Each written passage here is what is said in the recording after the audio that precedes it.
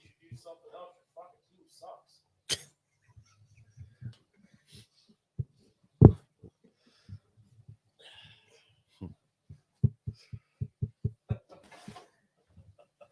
Free helicopter rides. Welcome, everybody, to another edition of Tackler Shop Live.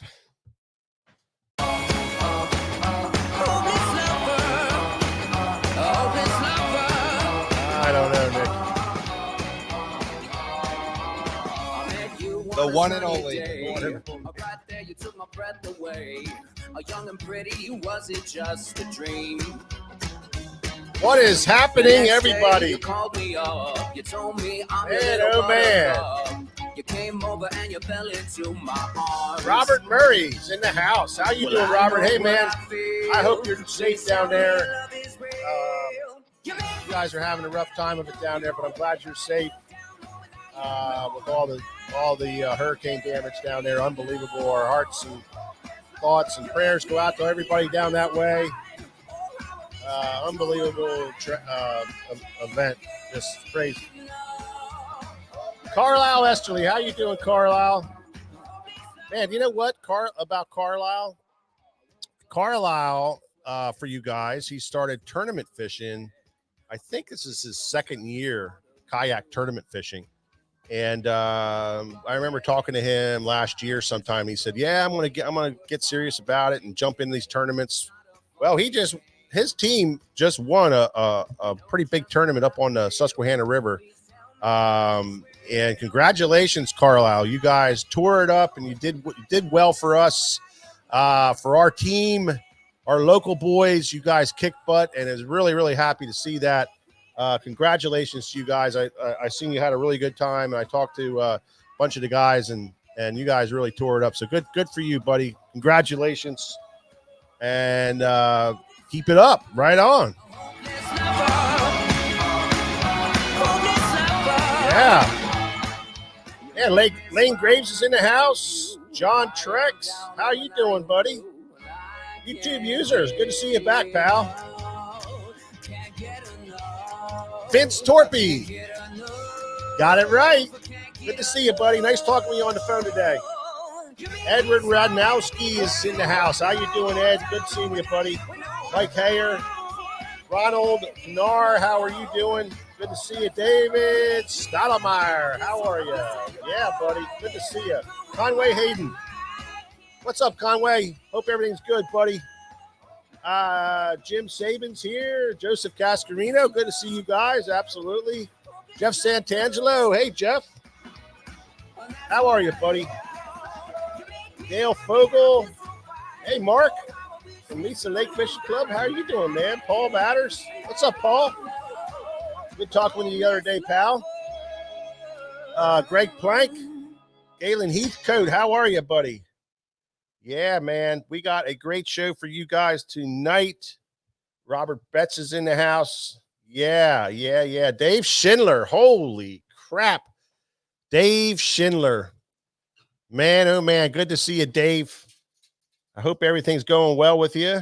He doesn't have anything else to do. He's a Braves fan. I know. He's out.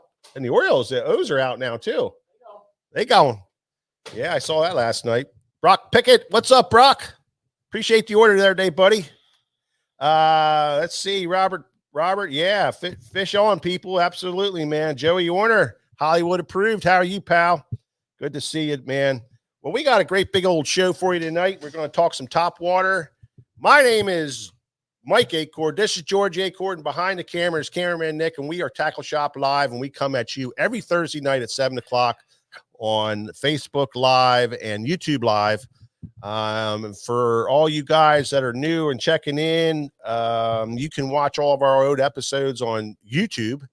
They're all documented on there, and we have some great episodes. If there's a topic you're looking for, you can go through there and check them all out. You can also, if you're driving, do a lot of driving, you can also check us out on our podcasting that we post up on all your favorite podcast sites, Spotify, and all the good ones. So you can check us out there, download them, listen to it while you travel, and we appreciate all that. Jeff Choi, how you doing? Lime Green Fishing Machine. How you doing, pal? Good to see you, buddy.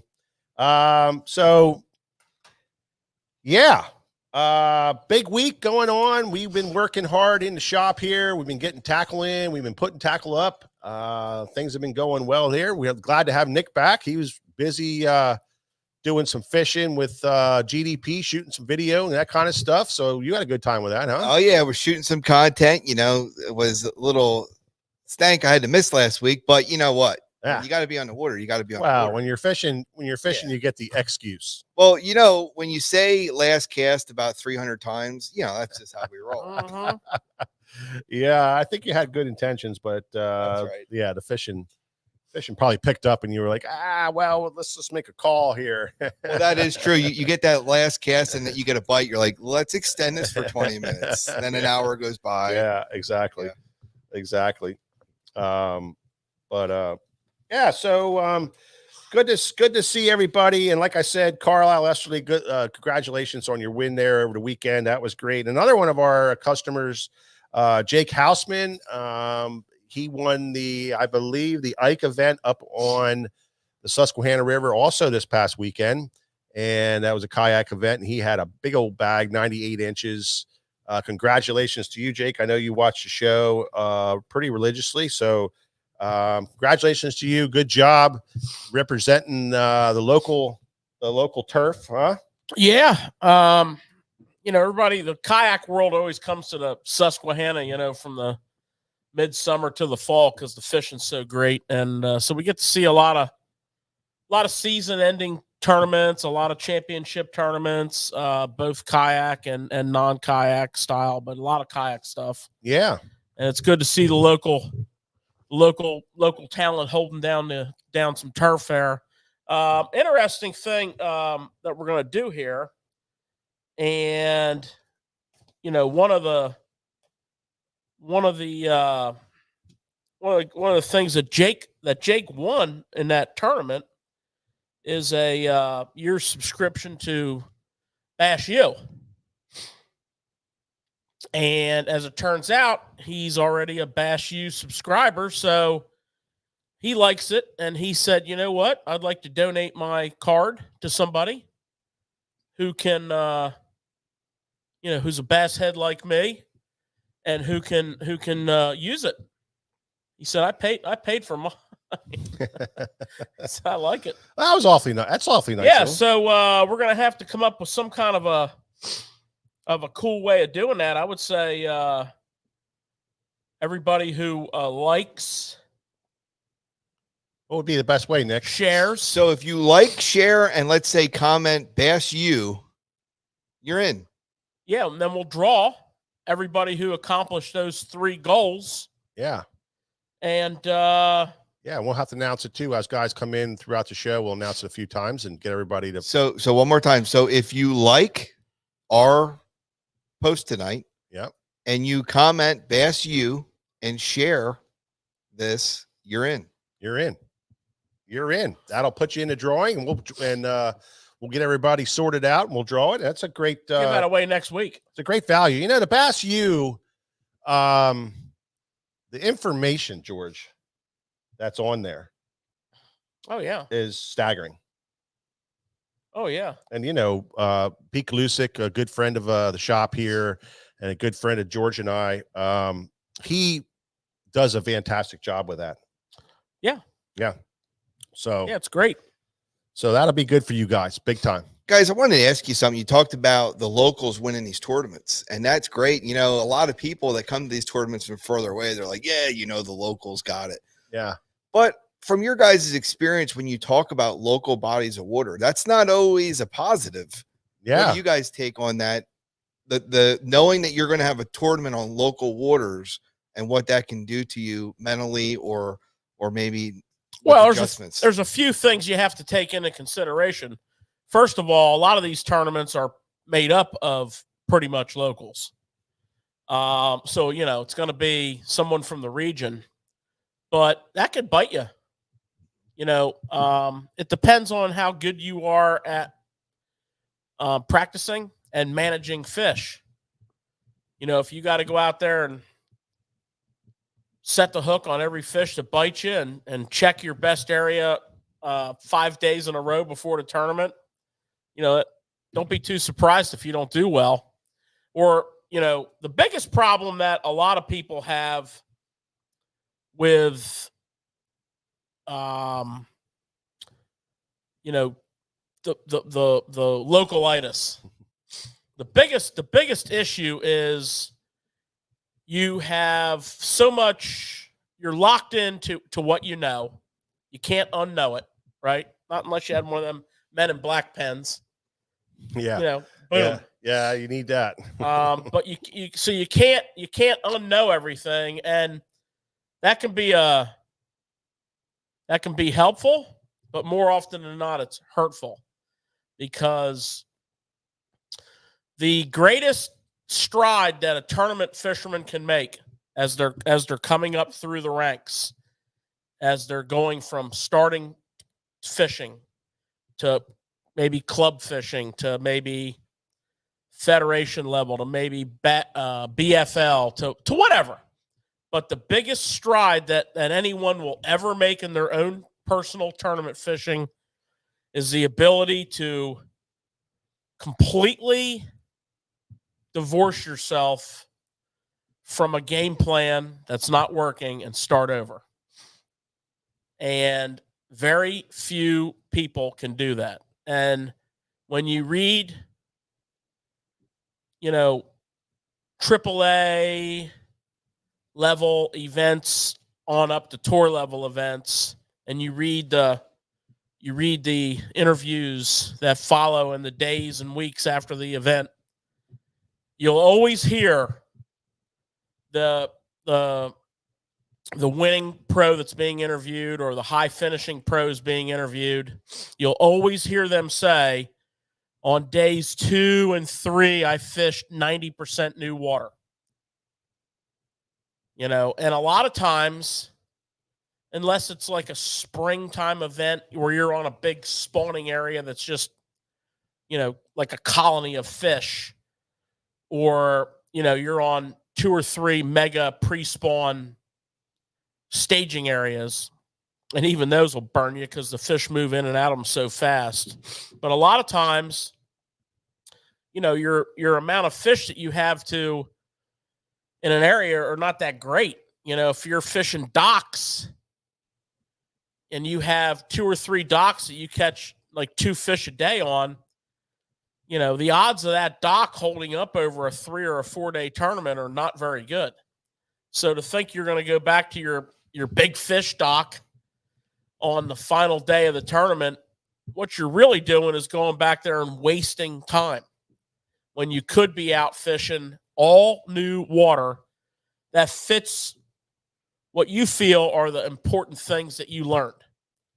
And that when you can do that, that's when you made the change. And if you look at like the national tournaments that came to the Susquehanna, kayak, since we're talking about kayaks, we'll talk about the kayaks. The Bassmaster tournament trail, which brings in a national touring base. These guys and gals fish the whole schedule, and they travel from, region to region, fishing vastly different waters. The locals do well, but they don't win. Now that could just be nothing more than that's the way it worked out for the last couple tournaments, because we did have 2nd and 3rd place showings, which is great. I mean, fabulous. But you're talking about winning. And, when you have people from Ohio, as I believe the guy was from today, who was been on the river twice, and West Virginia, I believe, last year, I believe that these guys, and that kid that won the thing this year, he's a college-age student, and has done extremely well in college, opens, and kayak. And I believe that those individuals, if you research them, will be individuals that have made that's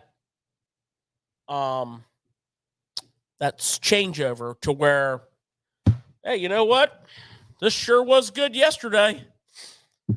10 o'clock in the morning, Now what are we going to do?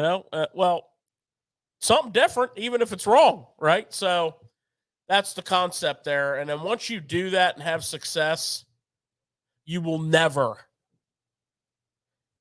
ever go back to being locked into a practice that is, in other words, you can win practice, but that doesn't pay as well as the tournament.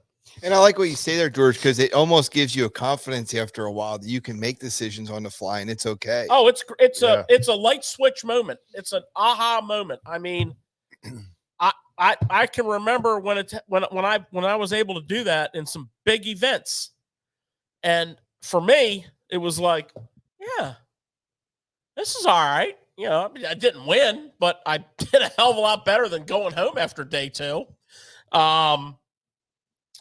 And that's happened to me, multiple times in multiple different parts of the country and multiple different seasons. And it's not that, if you think about it, you're not catching any fish. Your great, terrific pattern, when you were called home and talked to your partner at work and said, I'm winning this tournament. Get ready. I'm bringing the check home. And then the next morning, you're like, Jesus. Well, you got to make that switch. Yeah. The local curse, they call it, is alive and well, in a lot of tournaments. Certain tournaments that are difficult, the bite's difficult. Of course, the local guys have a upper hand. They have some other things that they can do. The guy from the Bassmaster this year was a local guy, that had some the Bassmaster kayak. Yeah, no, he's from Ohio. The guy who won it. Yeah, college kid. Or just out of college. Oh, I thought it was Mickey. No, he finished second or third. I think he finished third. I think Christine Fisher finished second. Oh, and this kid out of Ohio won it. Yeah, but they, there is the local curse that's live and well. But there's tournaments that locals do well in, and it's for whatever reason, that their stuff paid off and it worked out. But the local curse is something that's real. It's real in all levels of fishing, and I always said it's too much knowledge. You have too much knowledge on the body of water. And you fish a lot of history. And like George is saying, the guys who don't know any better, go out and fish that bank over there that nobody ever fishes, and there's 20 pounds a day on it, they stumble across it.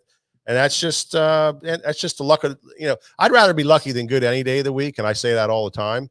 And, that guy who that does that and gets lucky and stumbles on those fish is, does well. So, but he doesn't win. Now, maybe a one-day tournament, but not a multi-day tournament. You might have a lucky stumble and catch a 21-pound bag and blow the entire field away on day 1. But rarely do those guys win that tournament. Well, I mean, I'm talking about a guy that's out of town that comes in and fishes the part of the river that we would never think about fishing because we just never did well there. And he's over there racking fish up for day after day after day, yeah. And he wins the tournament doing something that we've never did before, because they don't have that history. They don't have that history not to go to that bank.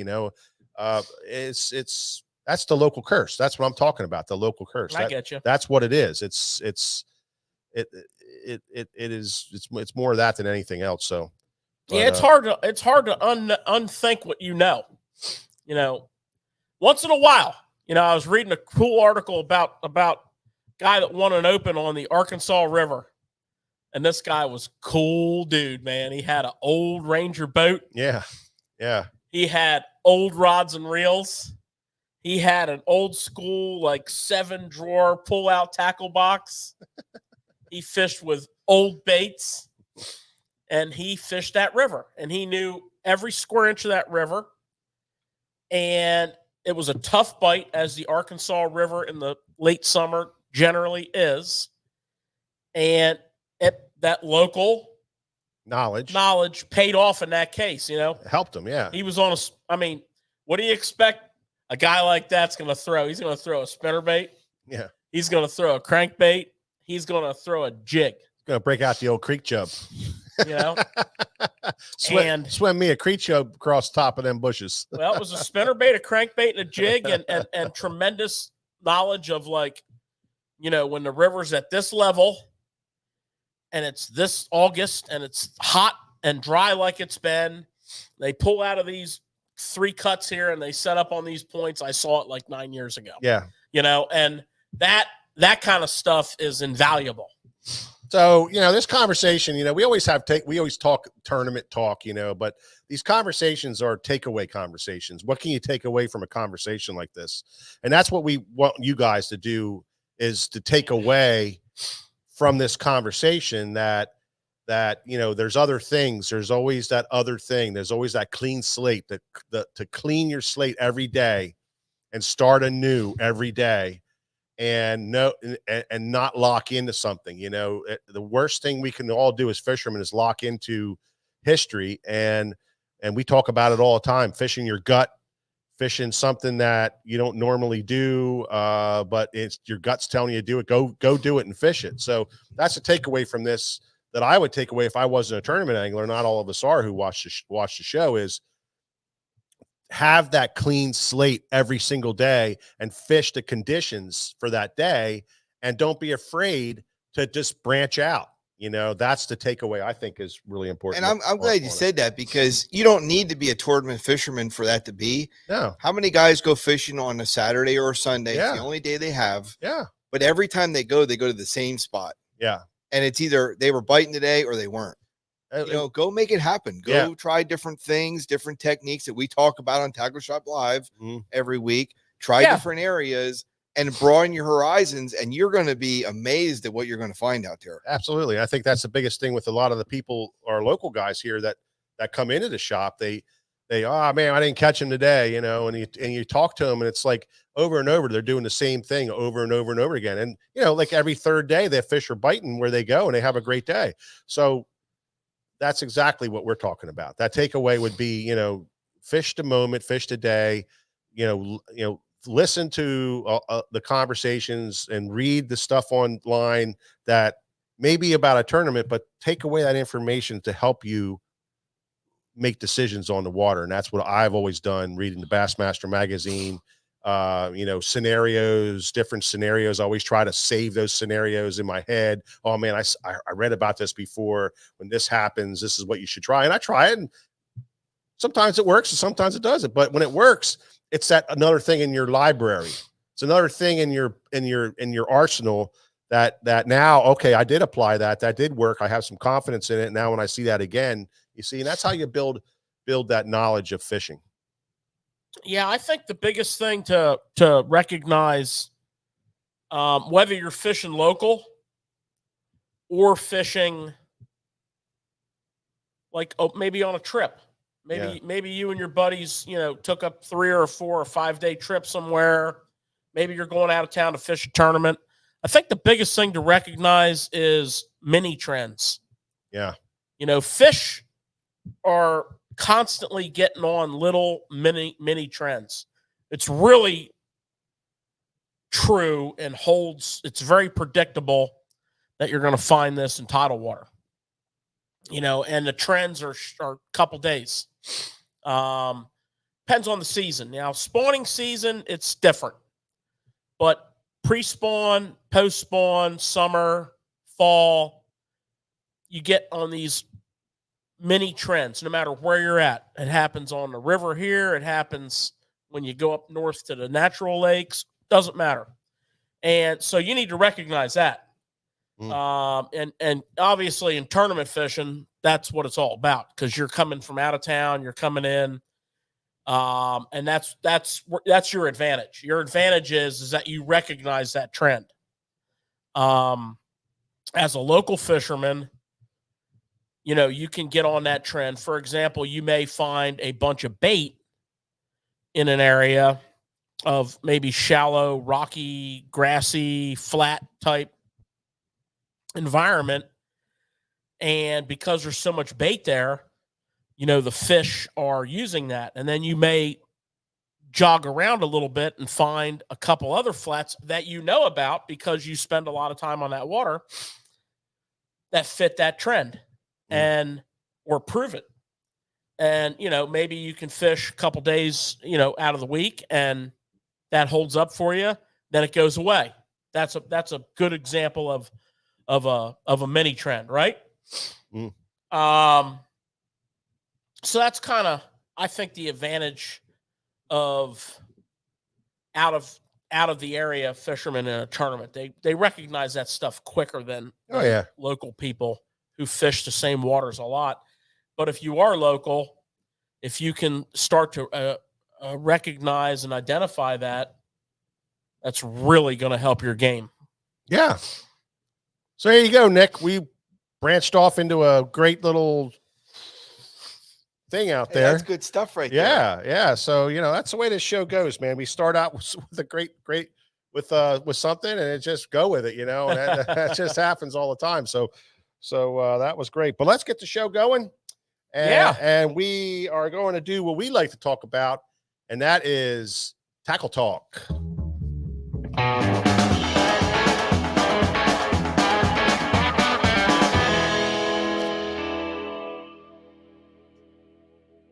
Yeah. So, George, this is a very exciting part of our show. We love talking about tackle. What do you got new for us? Got a few things for you. Got a couple new rods from St. Croix. Got a whole series of rods called the Black Bass. Excited about these, Nick. We were jacked up on these things. Man, they were great. Yeah. They finally came in. So, the Black Bass is, to me, my estimation, very similar to the second generation of Mojo. I don't know if St. Croix would approve of my personal breakdown, but to me, this is basically the second generation of Mojo blank. So it's a winner right there. Yeah, absolutely. It's SC3, what they call SC3 graphite, and SC3 graphite, is the graphite that was previously known as what was in the Avids. Very, very sensitive. Yeah. I don't know how you would rate it, as far as where you'd put it on the spectrum, but it's a good right down the middle of the fairway, light, strong, very sensitive graphite. And they do build a hell of a blank. This company is very good at building their blanks. This has what they call their IPC. They love all rod companies love their fancy letters and terms and their development codes, all this crazy talk. But basically, the way this blank is built, IPC is these transition points right here. So we have a fast tip transitioning into a midsection right here. Okay, these transition points are the best way to put it. You don't notice them.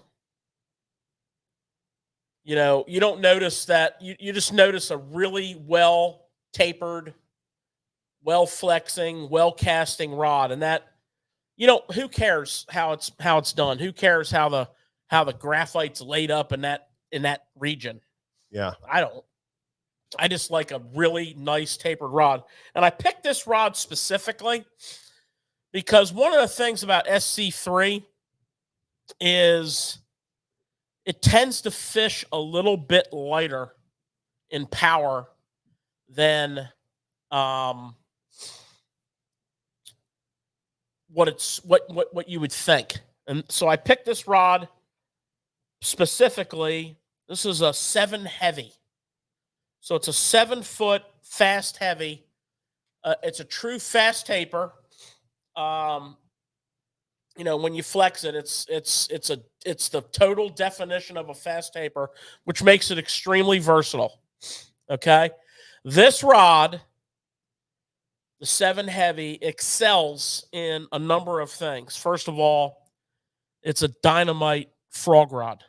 Not for your thick, nasty slop, but for your all-around frogging, the ability to skip a frog, the ability to fish the majority of your vegetation. Also, it's a great chatterbait rod. So it's well suited there. It's also a great worming and jigging rod. So it's just a real versatile rod. They do a 7-1 medium heavy, which I think is probably the most versatile rod. Takes out the heavy end of things. That 7-1 medium heavy is kind of like your all-around rod. But this rod I picked out, I wanted to talk about. So we have an EV8 handle, okay? So, obviously cork is much more expensive. This rod's hitting a price point of starting at $145. Okay. There's I don't even know how many there's a models. bunch of There's them. like 39 models. Yeah. Okay. So your price range is going to go up from there, obviously, but it starts about $145. This 7-foot heavy is $150. And so you got aluminum oxide guides, stainless steel rings, real quality wraps. Just Good looking rod. Yeah, it's a nice rod. It's a nice rod. It's a 5-year warranty. Show that handle again. Solid. George. Just a solid rod, right? It's a nice quality handle. No frills handle, but nice quality.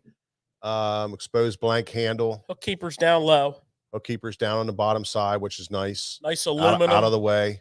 Nice machined aluminum lockdown nut on the reel seat. The other rod I wanted to show you, I only picked a couple rods out of the lineup. I mean, for God's sakes, there's a whole freaking rack full of them. Yeah. This is an exciting launch for them because it really it hits a great price point, and with that graphite makes it a very, very great buy. It's that great buy price point. So this rod is what I'm going to call like an excellent jerkbait rod. This is a 6/8 medium extra fast. And normally, I wouldn't talk about an extra fast rod for jerkbait fishing, but this has got a light enough tip on it. And the transition point goes back a little bit. So we're not we don't have that, right into a hardcore medium. We have a nice extra fast, but we have a nice give in the middle here. And this rod is identical to the early generation of Mojo, and this thing fished a jerkbait fantastic. I mean, awesome. I think it's a great rod for a full range of jerkbaits too, George, from like the 95s size, this 78 pointers, 95 size on up through. Does really good job with even the lighter ones. Yeah, it's rated up to 5/8 of an ounce, so you can throw all your jerkbaits on this rod. Yeah. Target roll casting like a popper, or even some finesse plastics. This thing's pretty versatile. It's a nice rod. So I wanted to point that one out. And then, of course, we do have to talk about a spinning rod. We're going to look at the spinning rod. You'll see the reel seat up locking. Okay. So we're up locking on the reel seat. Nylon reel seat. EVA foam. Hook keeper down here. 7-1 medium. So this is a medium fast. A great all-around rod. Yeah, that's your workhorse, man. That's your multi-purpose spinning rod. Does right it there. all. 150. That's a great price for that rod. So I mean, honestly, Nick, SC3 graphite, and the St. Croix technology, the St. Croix tapers, which they built some of the greatest tapers out there. They really do. And that nice reel seat, that nice handle, $150. And that's what I was thinking. Like when we felt it Yeah. felt great right from the start. Yeah. And let's be honest, some people with the new the rods, some of the new rods they have with the Mojo going to the Trigon handle, people will maybe want the more traditional style handle. So I mean, you have that option. Oh, absolutely. Absolutely. Yeah. For, the Trigon handle is a great handle, but some guys don't like it. So this is the traditional style handle. I think it's a home run for him. Gets him back to where, we really like that second generation Mojo. Love that rod to death, man. The customers loved it. Everybody fished it and loved it. This is going to get you right back in there. Like George said, I don't know if they like us to compare it to that, but that's honestly where it fits in really nice. And phenomenal rod, phenomenal price. Well, we'll see how phenomenal it is once we fish it some more, but they feel great. Yeah, they do. They feel great. And they feel like second generation Mojo. They really do. Brian, which I think is way better than the third generation Mojo. Yeah. Myself. Now, other people are loving the third generation Mojo and the handle. So to each their own. Guess what? That's why we carry them all. Yeah, we do. We carry a lot of them. Right? Brian Dyson's saying is the hook keeper open or closed? Yes. They're both. Yeah. Yeah. The ones that are in front of the handle, at least the ones I saw, the ones that are in front of the handle are closed. The ones that are behind the handle are open. Like, your spinning rod for a drop shot weight, you can slide it right under. It's an open one because it's behind the handle of the reel. Yep. And then the ones in front, they're closed so that you don't have the problem with the line wrapping up underneath there. If you're trying to snap a jig loose or whatever, how that line gets up underneath some of these things, drives you crazy. That's not going to happen with these. This is a closed loop that's tied in onto the blank. So it is both. It is both. And I think they thought that out very well, for that price range too. Yeah. I mean, rod companies are constantly getting bitched at for their hook keeper. If it's some people hate it closed, some people hate it open, some people hate it in front of the handle, some people hate it behind the handle. I think if I ever started a rod company, it would be the no hook keeper rod company. Yeah, I know. But the problem with that is then you got all the people that this thing doesn't have a hook keeper, so it's a non-winning thing. Then you know what my slogan would be? But I like that. My slogan would be, huh? What do you think? I don't know. Perhaps our rod's not for you. I was going to say that. The no hook keeper rod company. There's 1,000 other rods in here you could choose from. The no hook keeper rod company. Perhaps our rod's not for you. Okay, I got to ask you this, George. So for me, for a rod, what drives me nuts when a rod doesn't have a hook keeper is when I'm using a Texas rigged bait, something like that. It's like, come on. Yeah. So if you don't have on your company, no hook keepers. No hook keeper. How am I hook keeping that? If you have to ask that question, our rod's definitely not for you. you. There you go. I'm good then. That's how our videos are going to go down too.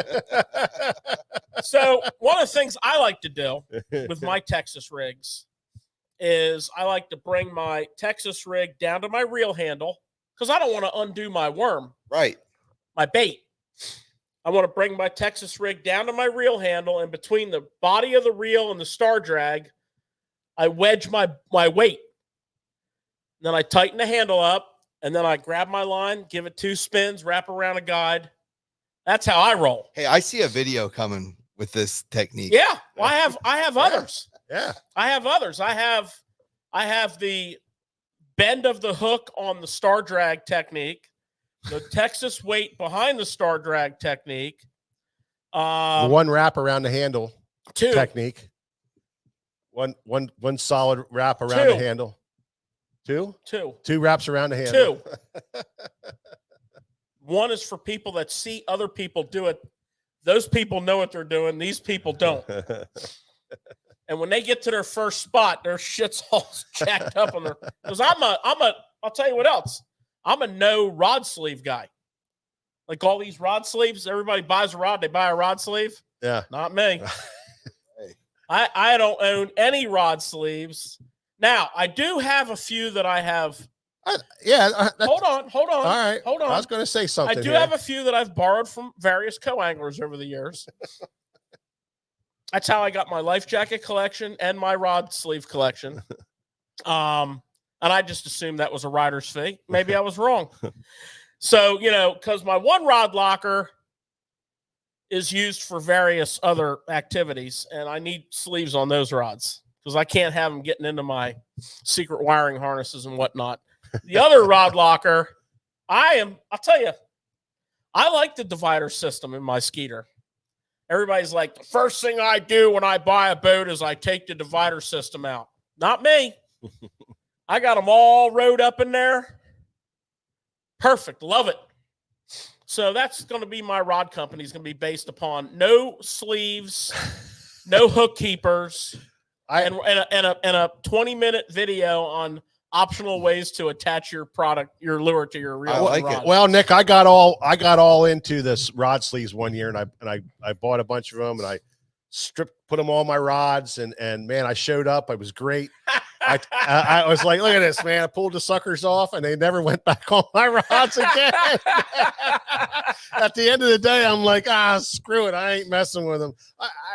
I loved the fact, and I loved them because I had no problems with tangles or anything. I just never put them back on at the end of the day. That's the problem with you. I saw Nick one day. And luckily we were sitting there for a while, and you sat there and put all your damn rod sleeves back on your rods. Oh yeah, I do. I can tell you this. So I'm down at the Florida tournament, Bassmaster Open, and I'm a rider, and I got rod sleeves on all my rods. How'd that work out for you? At the end of the day, I had half my rods with rod sleeves on, and they sink. They blew right the hell off. Yeah. So But that is interesting how we all have our own things. Yeah. That's what makes the sport pretty cool. Well, yeah, I mean, you're quirky that way. I mean, now, the one boat that Mike and I use a lot is a jet boat. And I mean, ours does have a rod locker, but it's garbage. It's trash. It sucks. So we don't use it.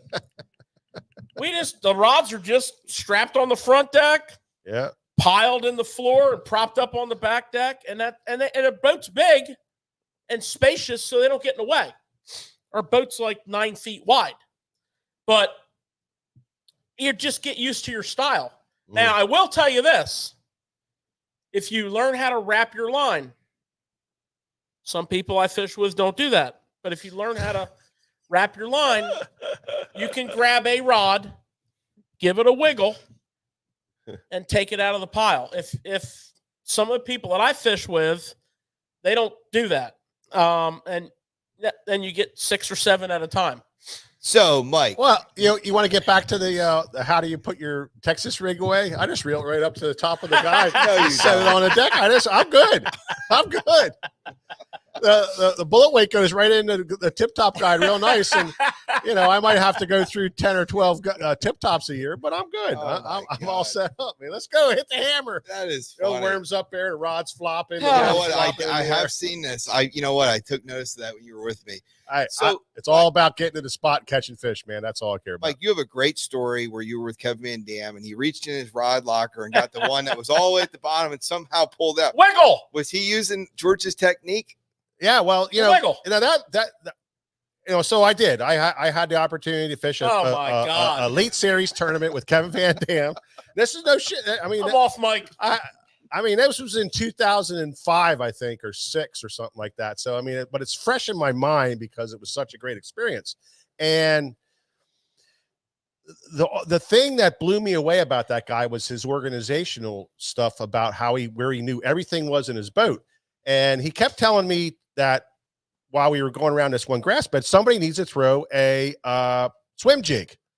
Man, we really should be throwing a swim jig. Man, he said it 3 times, and the third time I'm like, all right, well, I'm no dummy. This is Kevin Van Dam. He's telling me that I need to throw a swim jig. So I never threw a swim jig ever in my life up until 2005. And I had a jig tied on. It was a Boogerman 3/8 ounce black and blue jig with a black and blue Zoom Ultra Vibe chunk trailer. Never going to forget it. And I said, well, I hate to be ignorant here, but I never really threw a swim jig. What do I do? Just chuck it out there and just kind of yo-yo it through the grass? He says, no, throw it out there and just reel it. Just reel it straight back to you, right over top that grass. And I'm like, all right. So I took the jig, I threw it out there. I turned the handle like 4 times and woof, I catch a 2.5 pound bass. I swing at the boat. I said, my God, that was awesome, man. That was the greatest thing ever. And I took it off.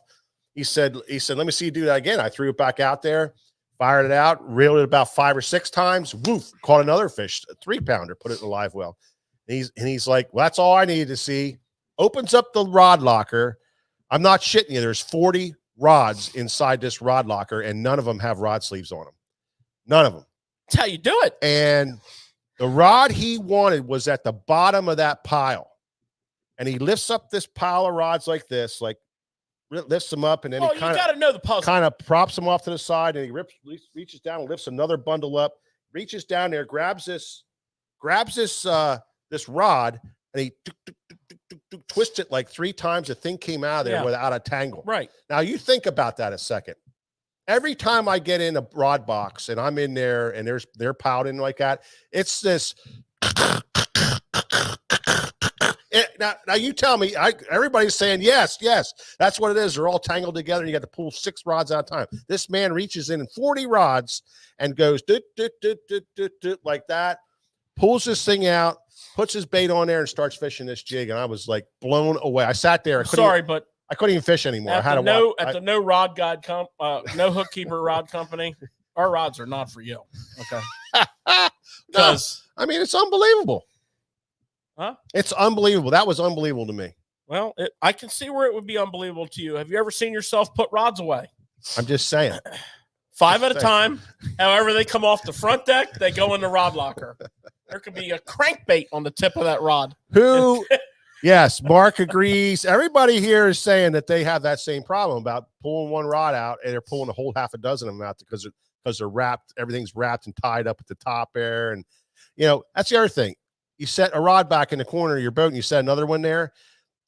And all of a sudden you go back for that rod like 10 minutes later, and there's somehow the rod mysteriously came back, went through and underneath the between the rod and the line. It went through there, the whole length of the rod. How in the hell does that happen? You tell me. George, you didn't wrap it up. Yes, George, it sounds to me like for a Tackle Shop Live, you need to bring your boat here, and we'll have to do an on the boat. How do you take your rods out? Yeah, I'll be pulling them things out of there left and right. Well, George, like he said, he likes the rod organizing system, which is really great. And I like it too, because I don't have to deal with all that. I like it. The only problem with that is you can't take 45 rods with you. You can only take. Oh, you can, but you need to use. There's optional methods of putting more rods in there. I'll go over it sometime with you guys. You're not ready for it right now. Okay. All right. All right. Where were we at before we? Well, we were going before we started a new rod company. Did you cover all of the black bass rods that you wanted to cover? Yeah, I mean, in summary. Because it's such a big line. I think that for a lot of people, it's going to be such a really big line for them. It's very, very important that you guys know how this is a great, great value and a great, great rod. We're not just saying that. We George had a chance to throw them down there, and Nick when they were at on the water. Threw them around and could get a feel for the tapers and stuff. So that's why he's saying it's a lot like the rod that we. Well, we're going to take a couple of them out and go fishing. Yeah. I know my good buddy Teach is going to be sending me a box full of them. Yeah, he's on there watching right now. Just messaged me. Yeah, loves it. I'll tell you what. Stop watching the show and start packing me up a box full of rods. I guarantee you, Teach is sitting there right now watching the show and he's sharpening hooks. That's what he's doing. He's sharpening hooks. He's up there, tweaking stuff, playing with his tackle. That's what he does. Well, I'll be needing a few of them things, Teach, so I can give him a proper field trial. But anyway, tying that whole bow around that whole black bass, my take, Mike's take, cameraman Nick, I don't even know if he's fished his samples yet. I have fished them, and I will tell you they're not technique specific. I love that. So, it's old school style, which I love that. I love that. Yeah. So when you come in the shop, ask the guys like what they would, recommend if you don't already know. But I've tried the generals, the 7 foot medium heavy, 7 foot medium you can use for a lot of different applications, and they're very sensitive. I'm happy. Like, you're going to love them. Yeah. Well, one of George's favorite rods is a 7 foot medium casting rod. 7 St. foot Croix. medium, 7 foot medium Does it all. fast. And now, you know, I'm a cross the board guy. I fish a lot of different rods and reels, but I'm going to tell you, when it comes to a 7 foot medium fast, the next line of rods that I'm going to talk about, which is the new generation of Avid, and going up from there, the blue rod, the elites, which I think the Legend Elite is one of the greatest rods ever made. I think in the St. Croix lineup, I think it's the most sensitive rod. Legend Elite, Legend X. So whenever I say Legend Elite, it's also Legend X because it's the same blank. I think it's the most sensitive rod that they've ever made. I think it's the crispest actions. And the 7 foot medium fast is the definition of what 7 foot medium fasts should be. Yeah. Also in this Avid. Now, I will say this, when you get down to an SC3 carbon, you should bump it up to the medium heavy. So the 7 foot my pick for all around black bass casting rod. And we're going to talk about some Topwater tonight, everything from pop R's to frogs. You know, pop R's, walking baits, and a whole lot more. Mm-hmm. Throwing a fluke, swimming a little boot foot swim bait, cranking, trapping, ripping crankbaits out of grass, throwing a wake bait, you know, like my favorite Macbeth wake over the grass, all that kind of stuff. That 7 in the black bass, that's 7-1, I think it is, or 7 or 7-1. I think it's 7-1, medium heavy fast. Just book it. Just get it All day long. Get it. Go buy it. You will never regret it. Matter of fact, if you like that rod, you'll have another one. But not to bog that down anymore, I want to jump real quick and just touch on the new Avid, which, if I'm not mistaken, was new actually last year at iCast. And I may be wrong by that, but I think it was new last year at iCast. Mm-hmm. But we never really talked about it. And so the Avid was the original SC3 rod. And for all you old school Avid guys out there, you know what I'm talking about. Extremely sensitive, very traditional tapers, you know, fast, a very traditional rod, full cork handles,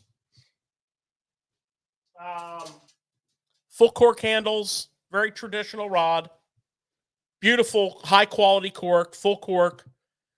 These rods were always very traditional. And by that, I mean 6'6" medium, 6'6" medium light, 7 foot medium, you know, 7 foot medium light, 7 foot medium heavy, you know, very. But then they started adding in, like, this was one of the first rods that they ever made that they did a 6'8" medium extra fast in. But the SC3 Plus is what this one is. And that is SC3 on, like, you know, like steroids, like human growth hormone. This is like the Bobby Bonds of SC3. Bobby Bonds. This is a sheet of SC6 laid in there. However, each rod's probably different. I don't go watch them make the blanks, but what that does is it keeps the rod extremely light. This rod is very, very light, as it should be for $235. But it's very, very light. It's very, very sensitive. I can speak to this sensitivity. It's incredible. Also, your strength goes up. Yeah. So that's an interesting thing about carbon rods. You know, when they're built with the right materials, the weight goes down as the carbon increases in the strength to weight ratio. So it's lighter, stronger, more sensitive. Lighter, stronger, faster. Yeah. Crisp actions. I have the $6 million man. I have the 7 foot medium fast here. I mean, if you want a next level spinning rod that will do like everything from a Ned rig to whatever, this bad boy right here, crazy good. And now I'm going to show you a casting rod.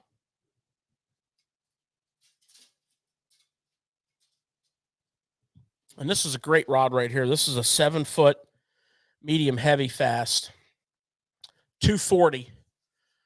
This one here lost its tag, so we had to go to the high quality yellow tag. Again, full cork, lockdown, you know, nice lockdown. Aluminum oxide guides, stainless steel frames. Yeah, 7-foot medium heavy. I mean, this is one of your most versatile casting rods that you'll own.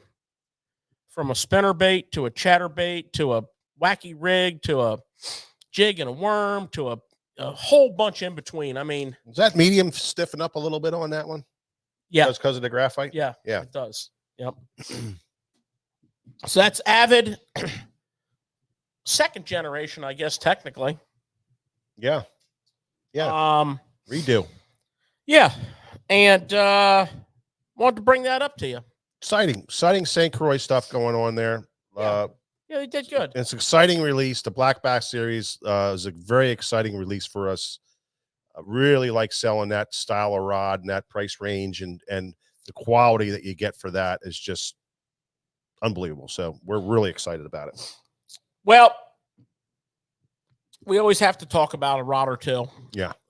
We try to every week. Some weeks we just can't find anything that really fits the groove, but always like to talk about a rod or two. We like to bounce around different companies, you know, show the greatness that's taking place out there. Mm-hmm.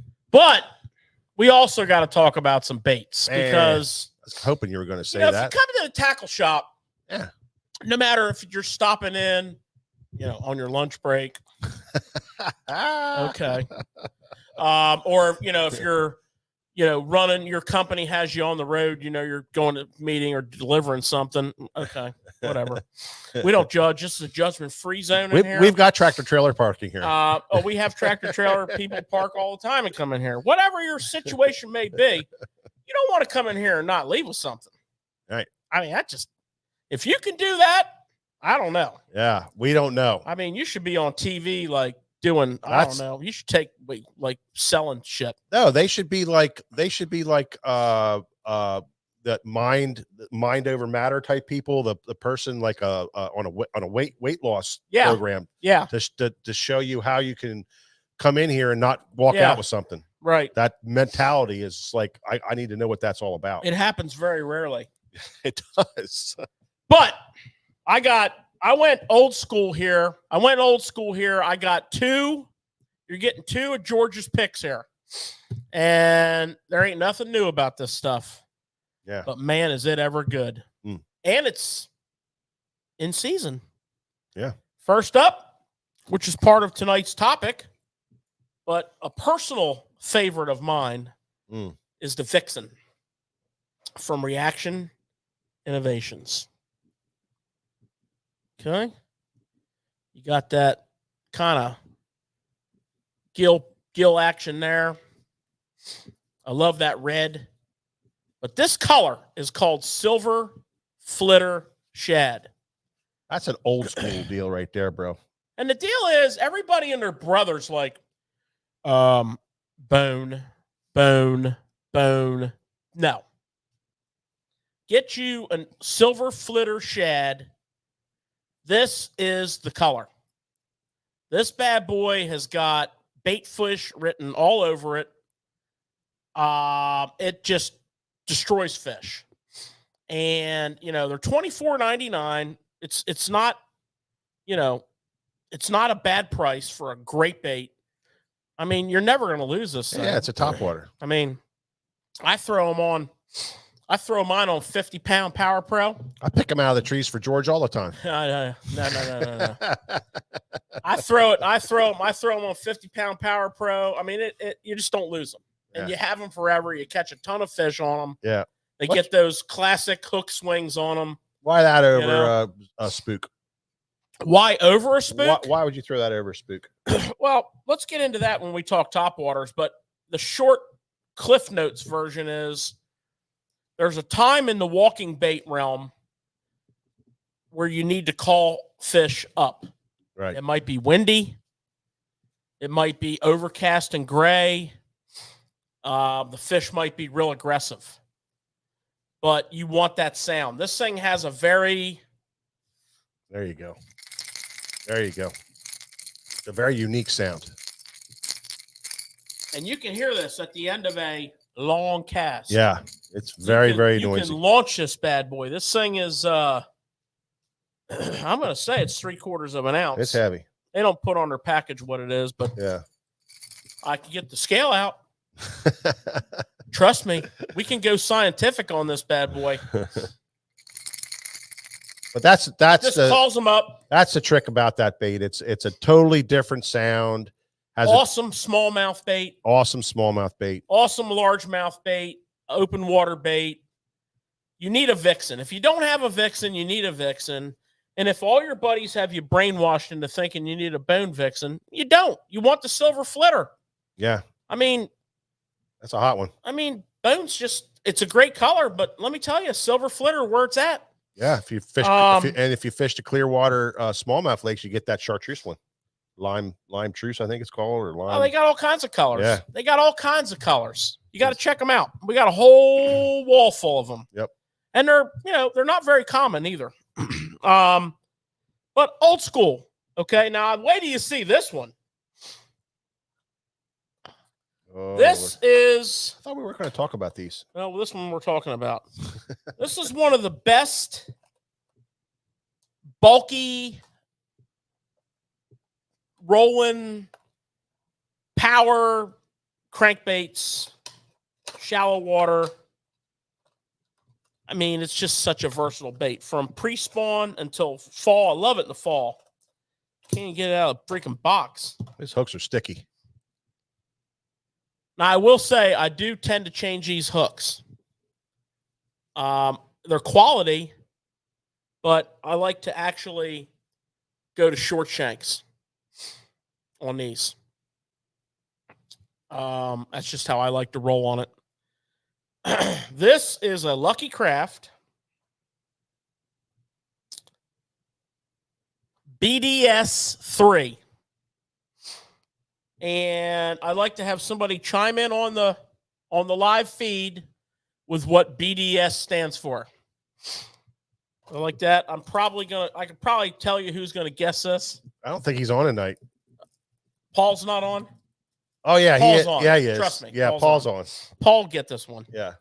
But BDS 3. So this whole BDS family is like that. Lucky Craft 1 to 4. But also, Lucky Craft, half the time you can't get half the baits.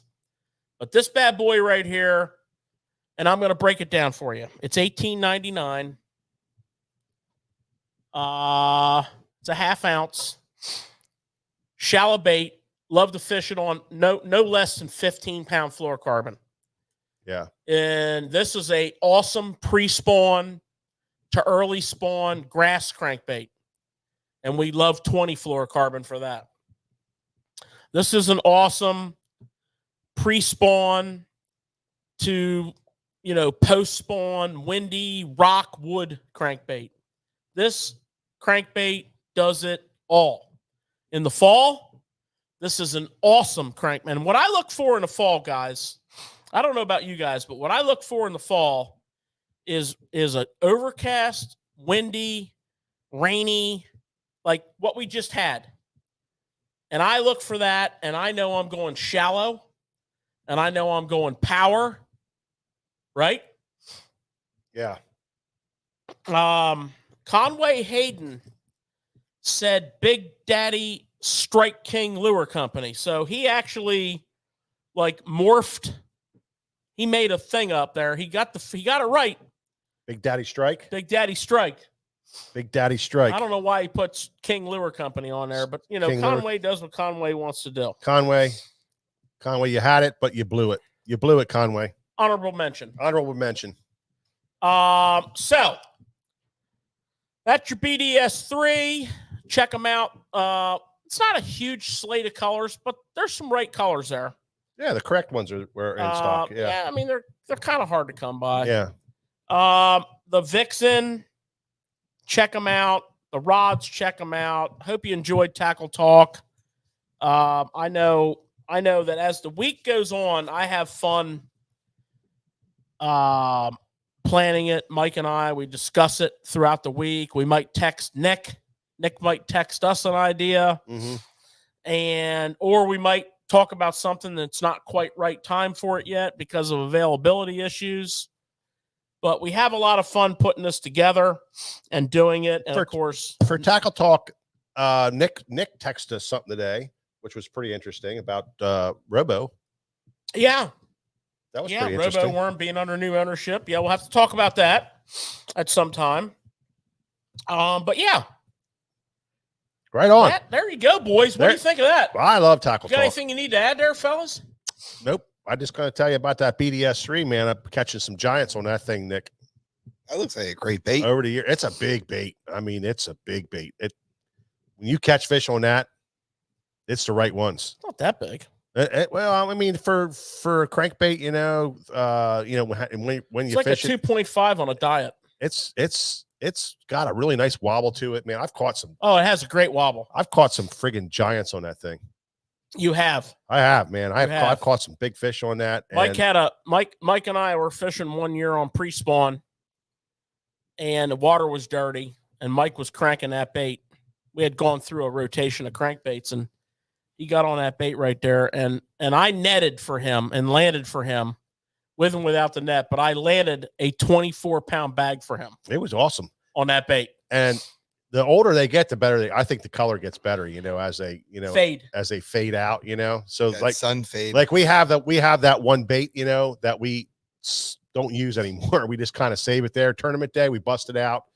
We fire that thing around. That thing is bad to the bone, man. That thing catches them. It is a great crankbait. It made the cut tonight because I was out on the showroom floor today working quite a bit with tackle, working with customers, stocking shelves, reorganizing stuff. And I thought, man, I was stocking some Vixens, and I thought, oh, man. Yeah. I'm going to talk about the Vixen tonight. And I thought, oh, man. I'm going with some retro stuff tonight. Yeah. Because you think about it, the original Vixen has been around for 20 long time plus years. And it was like out of stock for how many years? The BDS has been around for 20 plus years. Yeah. So, we went a little retro. I love it. Love it. A little throwback. I want to get the viewers and listeners to think a little bit here. We've been doing Tackle Shop Live for quite a while. Mm-hmm. And, George has done quite a few Tackle Talks before. A lot. So for the listeners and viewers out there, think about and tell us about a Tackle Talk, maybe a specific item that you tried because of Tackle Talk, and that you remember how it changed your fishing a little bit. Put in a comment there and let us know some of the Tackle Talks that you remember and things that kind of changed your fishing a little bit. Yeah, I love Tackle Talk stuff. It's funny, Nick, that you bring that up, because one of George's things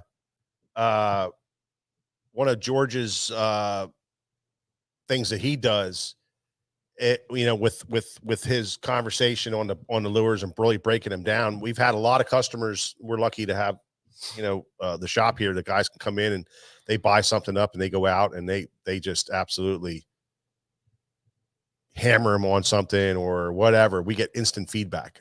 And that's awesome, because most people wouldn't even know about these baits if you didn't talk about them. And the feedback we get is, man, I never would have tried this. Never would have tried this without a little bit of Tackle Talk. So that's why we do it. Really, honestly, we're a tackle shop. We like to expose people to all different types of stuff and get different techniques and baits in people's hands that really does work. And he does. We go over new stuff, but when he goes old school like this is stuff that flat out catches him, man. It's proven. It's proven. I like it. Yeah, absolutely proven. I like it. All right. So I guess everybody's doing good. That's good. Now I do want to mention one more time, George, about the giveaway we're doing because there's a bunch of guys that come in here since the beginning. Refresh that. Since the beginning of the show. One of our customers, good customers and listeners to the show, Jake Houseman won the kayak Ike tournament on the Susquehanna River last weekend. And he was, got a big prize package. And one of the things he got was the Bass U subscription. The only thing is he's already a member of the Bass U. So he wanted to give it to us to donate to somebody out there that doesn't have a Bass U subscription. And what we're going to do is and Nick will have to tell us, but what we're going to do is have you guys enter the contest the way Nick tells you. And then tomorrow we'll pick somebody out and we'll notify you guys on the next show. It's on the next show. On the next show. So this is what you have to do. And it's real simple. With this post for this show, all you have to do is like and share. And then in the comment section, type in Bass U. Yeah. And that will get you an entry into the giveaway. There you go. So again, like and share this post. Yeah. And then type in the comment section, Bass U, and you're entered.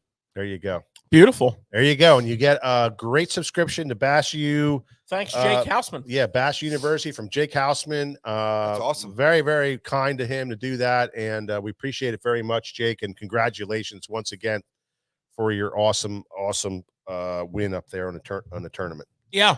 Yeah, he fired him up, man. He caught some big fish. He caught 98 inches. He caught some big fish. That's a lot. That's big fish. Try to do that sometime, Nick. I saw a cool picture from, I think it was second place finisher in that tournament. Second or third. I want to say second. Fella comes in here all the time. But anyways, I saw a really cool picture. His first fish of the day was 2 fish. He was throwing a 6 cents glide bait. And he had a 20 plus on the front hook and a 18 3/4 on the back hook. That's a way to start the day, man. That's how you start the day. That was a cool. We really got some cool stories from that tournament. And listening to those guys break down their day was awesome, and how they did that. That was great. I love it. All right, so let's move on. Yeah, let's talk a little Topwater. Topwater.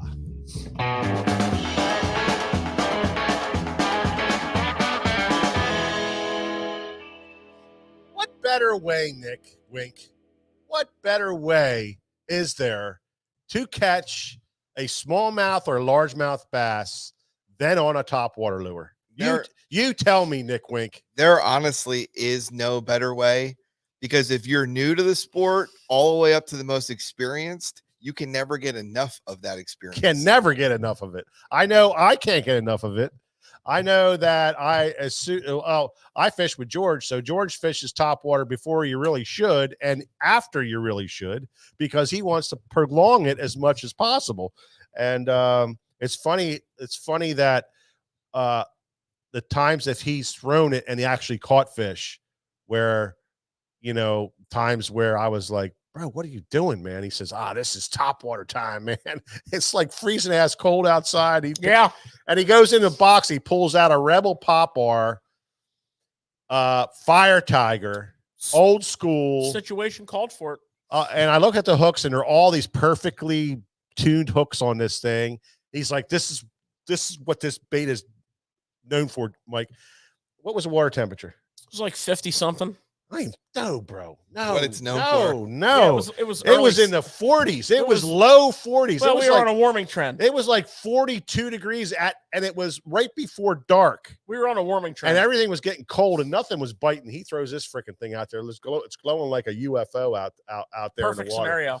And doesn't a bass come up and eat that thing? So never doubt my mind. That's topwater fishing. That's what it does to you. It makes you want to throw it all the time because it's such an incredible bite. Let me say something that little story that you told with some awesome enthusiasm, color commentary proves. And it's a very important topic in topwaters. We're going to talk a little bit about poppers tonight.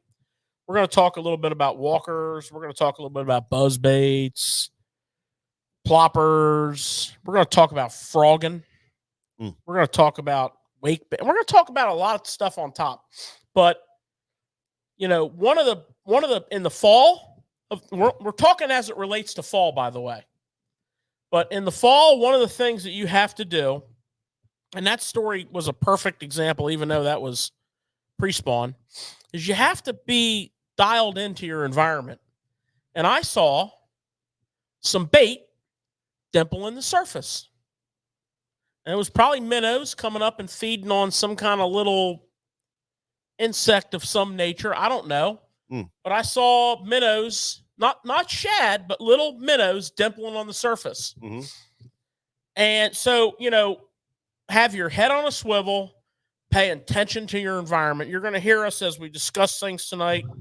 You're going to hear us talk about that. And, with the popper, I keep a popper tied on from, I call it my Labor Day pattern. My Labor Day is signals the time frame when the popper comes back into heavy duty play for me. Normally Labor Days, it's far from fall, even though it's the end of summer. It's usually reminding you that it's summer because it's normally like 100 degrees out, 90 something. And in a lot of places, the water's low, especially if it's been a dry year. And there's not a better way to trigger a big fish in those circumstances than with a topwater. And it's not a morning thing. It's not an evening thing. It's an all day thing. It's not a numbers thing. It's a size thing. And, you put it in your hand and you start fishing it. And you may be fishing the edge of a water willow bed. You may be fishing a shade line. You may be fishing boat docks. One of my favorite things to fish is the little indentations on the outside edge of matted grass. Could be a big, nasty cheese mat where, the frog is calling you, but there's times when those fish are lurking on that outside edge. And, like I say, you might not catch a whole lot of them going down that grass line, but you can move pretty quick. You can move pretty efficiently. You don't have to seine it. It has calling power. A lot of times I've seen wakes coming after it. So you can pull them from a little distance. Especially this time of year. That's an underrated pattern. Yeah, I mean, the popper is, for me, it gets tied on the Labor Day weekend. I mean, I'm being basically, and it doesn't come off until I start seeing big bait. Now, I'll tell you, normally my signal to put this thing down, I don't know about you guys, I'm going to ask you. Normally my signal to put the popper down is that first big official cold front of fall. The big old cold front, people talking about frost, followed up with a north wind and a bluebird sky and a high pressure, and it's cold, and you're like, oh, hell, summer's over. To me, that's when I'm going to transition out of the popper. I don't know about you guys, but that's kind of my thinking. And to further exemplify this, I have an example for you. Okay. Yeah. Dylan Atkins won the college bracket tournament on Tim's Ford Reservoir. Now, if you wanted to paint a typical September, tough as nails, perfect for topwater event, that was it. Guess what they caught their fish on? Topwater. Yeah. Guess what he caught his fish on? A popper. He even went old school. He went chug bug. Yeah. Right? I like it. You know why? I love hearing that. You know why? Because you want your popper to walk. You want it to spit water. You're not looking for that bloop, bloop. You're looking for it spitting and walking, right? Yeah. That's a Rio Rico. That's a Splash It. Dylan Atkins was throwing a Chug Bug. Yep. Chug Bug's a really good one. I mean, take your pick. Every company has a great popper, okay? Take your pick. You like to walk them? Pop Max. You looking for something subtle? Pop X. Yeah. So to summarize, fellas, small bait, the very, very, very, very, very, very, very beginning of what you might consider fall by the calendar, not the weather. And maybe low water conditions and hot to start it. Yeah, that's to end it. Big, nasty, gnarly cold front. You know, we're moving to a different topwater at that phrase. That's my take, guys. Yeah, you pretty much hit it on the head. You know, the popper is something also that, you know, is good to fish. You can also fish it pretty slow too. You can fish it around a tree top and not have to move it real far. You can, you know, and that's perfect for this time of year when you're trying to tease up a fish also. You know, you can tease one up out of a tree. You can tease one up alongside of a dock pole. You can, you know, walk it along a dock. You can walk it along a tree. You know, so there's there's a lot of different variations to that. I like that the pocket technique George likes on the edges of thick grass beds, which you have right now.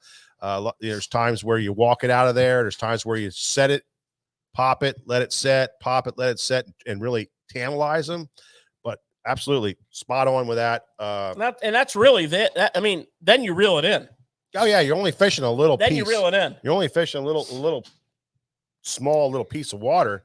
And like I said, even around a tree, you're only fishing a small little piece of that tree. But you're, you know, if they don't want, you know, it's not just a walking thing all the time, but sometimes you want to set it there, pop it, let it set, and just count a little bit. Let it sit there. Let that tail work. And that's where you'll get some bites that way too. So I have something interesting to say about the popper, and I'm going to refer to our river fishing because, you know, you're the one that taught me about that September pattern. I remember the day. We launched a boat. It was a beautiful, it was a beautiful morning. Took Pop out that day, and it was Labor Day weekend. And I'm like, you know what? I jumped up. We didn't even drive away, man. We launched the boat. I jumped up on the when I parked the truck. I got in the boat. I pushed the boat off. I threw the trolling motor down, and I'm just started throwing my popper. And Mike says, "You might as well just put your top waters away. It ain't right. We need the sun to be up. we need all this stuff." And I'm like, "Okay." So we did this and that. Anyways, long story short, what was interesting, and I did. It was so good. It was so good. The fishing was so good that I had to go back the next 2 days. I just couldn't get enough of it. And I had this burning desire to learn what the hell was going on, because I'd look up the river and I'd see these bass waking on these grass beds. We were fishing water willow. The river was low. The water willow was basically in this much water. And the wakes, what I learned later was these big smallmouth crashing up on crawfish. They'd lay back. They'd let the crawfish come out. This is the hunting aspect of bass. They'd let the crawfish come out to eat the grass. Like, oh, man, let me have some of this little grass right here. Oh, hell no. You know, and this big bass just rolled up on them. But the interesting thing that I learned was you could not catch those fish on any type of a crawfish imitation. You couldn't catch them on a jig, a tube, a TRD. They didn't want nothing to do with it. But if you threw that popper in there, you got the true reaction bite. And they fought over it. Now, that's just one tiny sliver of what this popper will do. You know, I remember a tournament I fished in October, when October was behaving like August. It was probably 90 degrees that day. The fishing was good if you wanted to catch like 12 inchers because I caught a ton of them. But my key for the kickers, and by kickers, I mean probably 2 fish, but very important 2 fish, was a splash it, downsized because the bait was tiny, on the edge of matted grass. I saw the bait. I couldn't do nothing with that grass. I tried for hours, and I'm like, you got to be kidding me. I threw that thing up there and caught a 3-pounder, which in that tournament, that's like catching a 10. It's big time. It was like, okay, mash all these rods out of my way. Give me my popper rod. I'm going to work. So that is the popper segment, gentlemen, unless you have anything else. Yeah, I got one other thing, have a burning George. desire to add. I got one other thing. Why in the holy hell would you ever throw it on 50-pound braid? Well, it started out because that was the only rod I had that I could tie it up on because the other rods were in use. And the thing about 50-pound braid is it sounds... It's crazy. It sounds such a big deal, but it's not. It's out of control. 50-pound braid is the equivalent in diameter of a 12 to 14 mono. Okay? Mm-hmm. So when I fish my poppers on mono, I use 14. Mm-hmm. So diameter-wise, it's the same thing. The benefit of the thick braid on topwaters, and this is my argument for it, the benefit of the thick braid on topwaters is it's thicker and the baits walk better. B, it's thicker and a little stiffer, and the front hook of the bait doesn't tangle as much with the braid. You know, we always hear about tying a short piece of 20-pound mono on there. Yeah. Or somebody was telling me about a video where somebody put 3 bobber stoppers on the front of their line and pushed them down to the nose of the bait. I don't know. Yeah. Fish. Here's how you fish a topwater. Yeah. You got 2 options. You do 14 or 15 mono, or do a heavy braid. Now, if you're just hell bent on fishing a light braid, if that just makes you happy in this world, then tie a 20-pound mono leader on. That's about 2 foot long, 18 inches. If you like doing that, that's cool. This is America. You can do whatever you want to do. But if you just want to try something with an open mind, take a reel. I'm sure you have one I'll even give you 40. Take a reel with 40 or 50 braid. 65 does not work. I did try that with a splash. It is a complete failure. It doesn't cast at all. That's a big jump in diameter. But 40, I prefer 50. And just keep an open mind and take your topwaters out. And I mean, if you struggle walking your baits, you're not going to. That's the truth. And if one of them rolls up on it on the end of a bomb cast, you're going to hook them because you don't have that stretch. That's the truth. That's the truth. I was kind of like all wigged out on that, because I was not that guy, and he was like, I'm throwing it on 50-pound braid, and he's throwing this thing on 50-pound braid, and it's walking. It's like awesome. And he does it on that 7-foot medium St. Croix Elite. Yes. And that's the top water. I mean, that thing has a top water on it all year long, never. And then when we're not using it, it's just put away, and I think awesome. I think a lot of it has to do with how it floats on top of the water, Nick. It stays really on the top of the water when you're working. Even when you're working it for a while, your monofilament will pull under the water a little bit, and you kind of fight with that walking thing and having that slack in your line.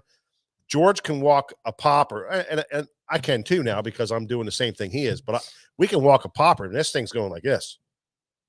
It's popping like this. It's walking like we're not moving in a forward direction as far as a lot of people are. It's like this. And that's key. That's key.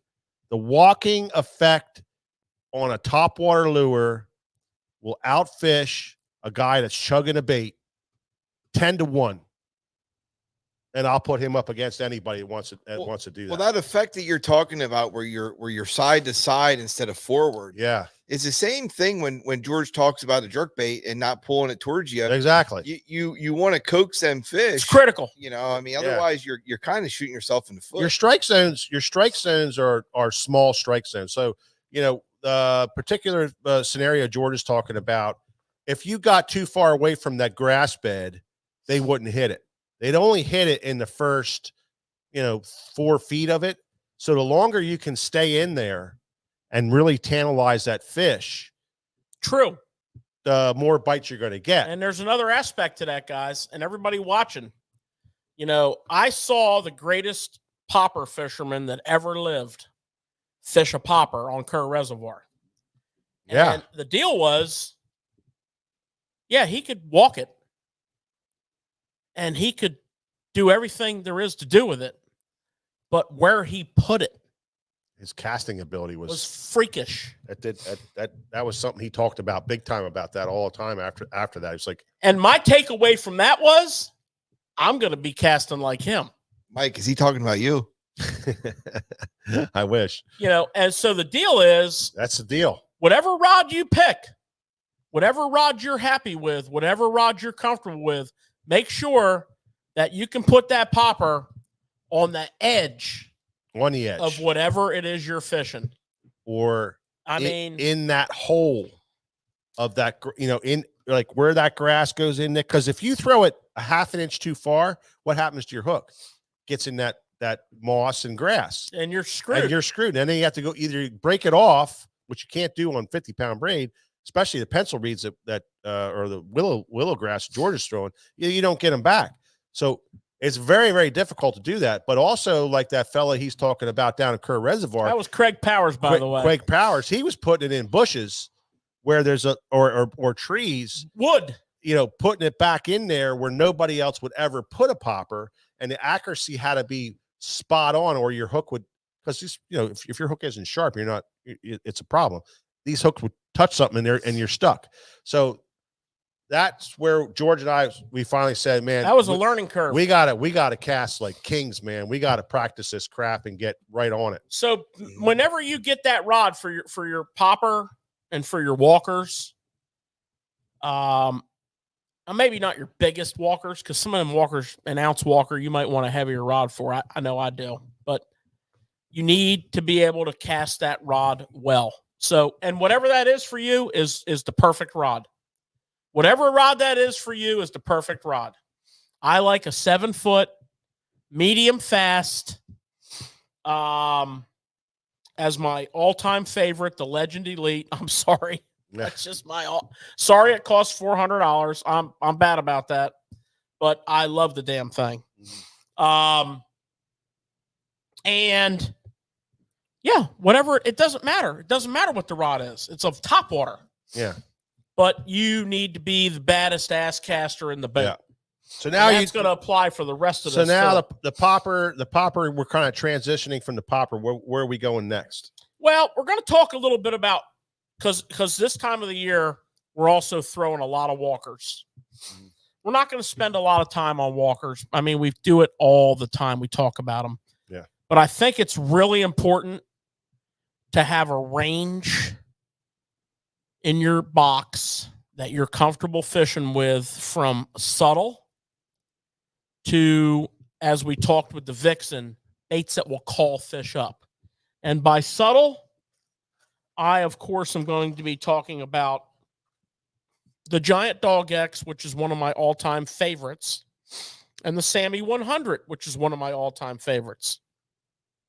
I call these subtle. They're not real loud. Yeah, the Sammy has glass rattles in it, and it has a unique sound. The Giant Dog X has a very unique sound. I love them both. The Giant Dog X, I literally have a Topwater rod identical to the one I just mentioned that this lives on. Very few days that I fish it's not tied up. One of my tricks on these baits, I don't have to do it all the time, but I think it's very important in the fall because of the small bait. So the small bait trick is to put a feather on the back of these baits. Put a feather on the back of these baits. Get yourself a couple packs of feathered trebles. You can get them from your favorite brand of hook and put it on the back of these baits. That feathered treble is one of the best imitators of a small shad that there is. The subtle baits are best in shallow water. The subtle baits are best on calm days. Clear. Clear. Now, you can have a little bit of wind and wave, that slight ripple action in shallow water, and these will work really well. But, the other side of your range needs to be the Vixen type bait, the SB 105, 125.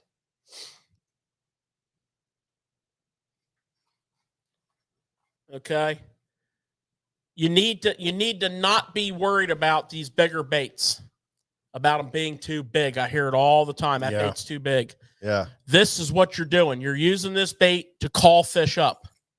So you're compensating for it with a little bit of a bigger bait.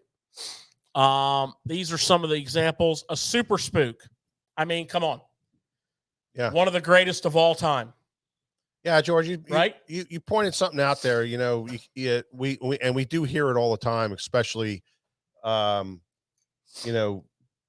guys that just haven't done it. Is, man, that's a big bait. Why would you throw something that big?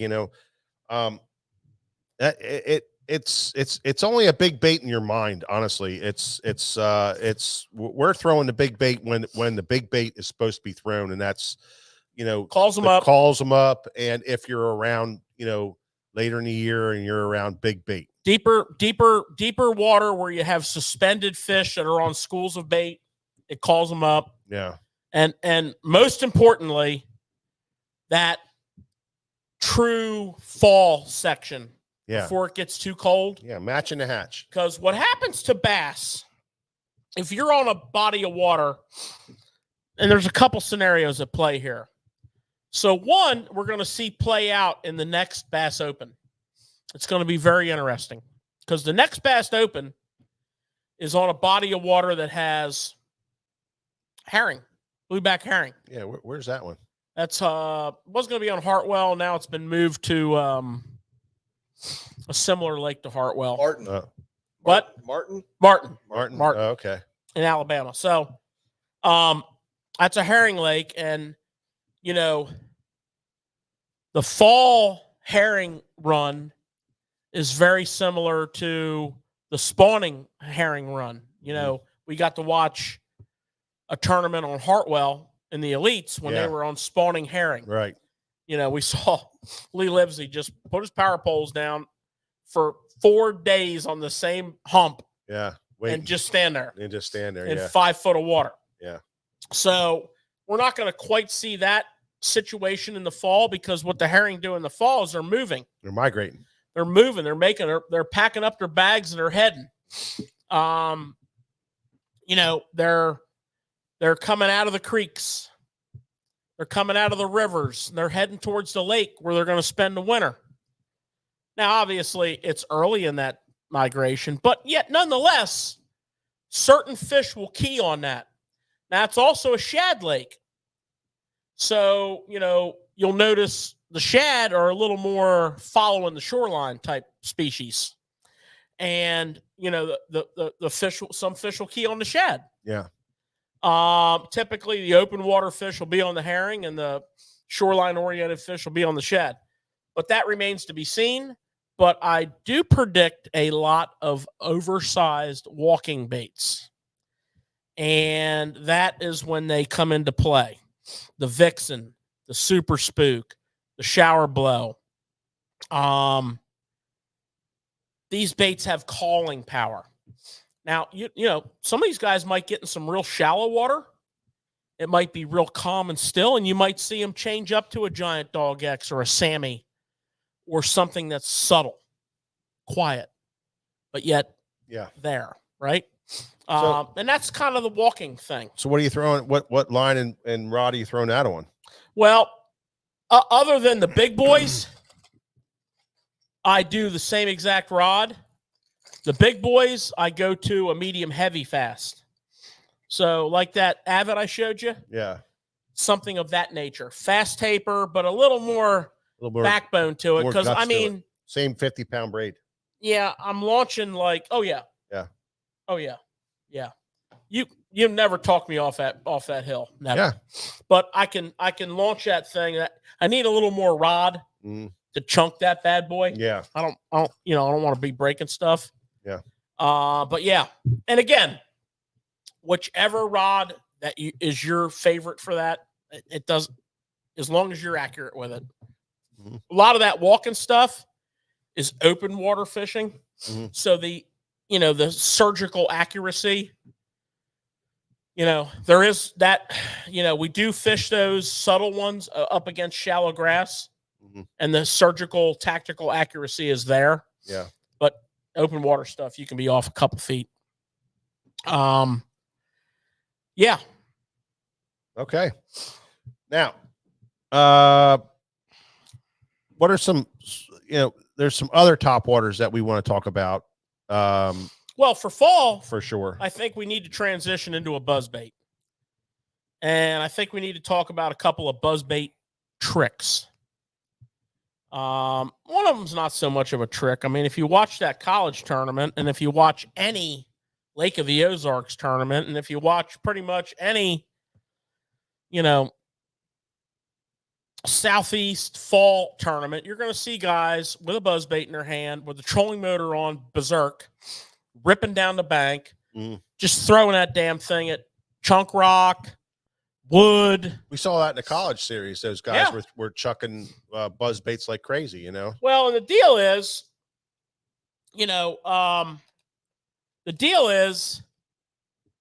taking the skirt off of the buzzbait.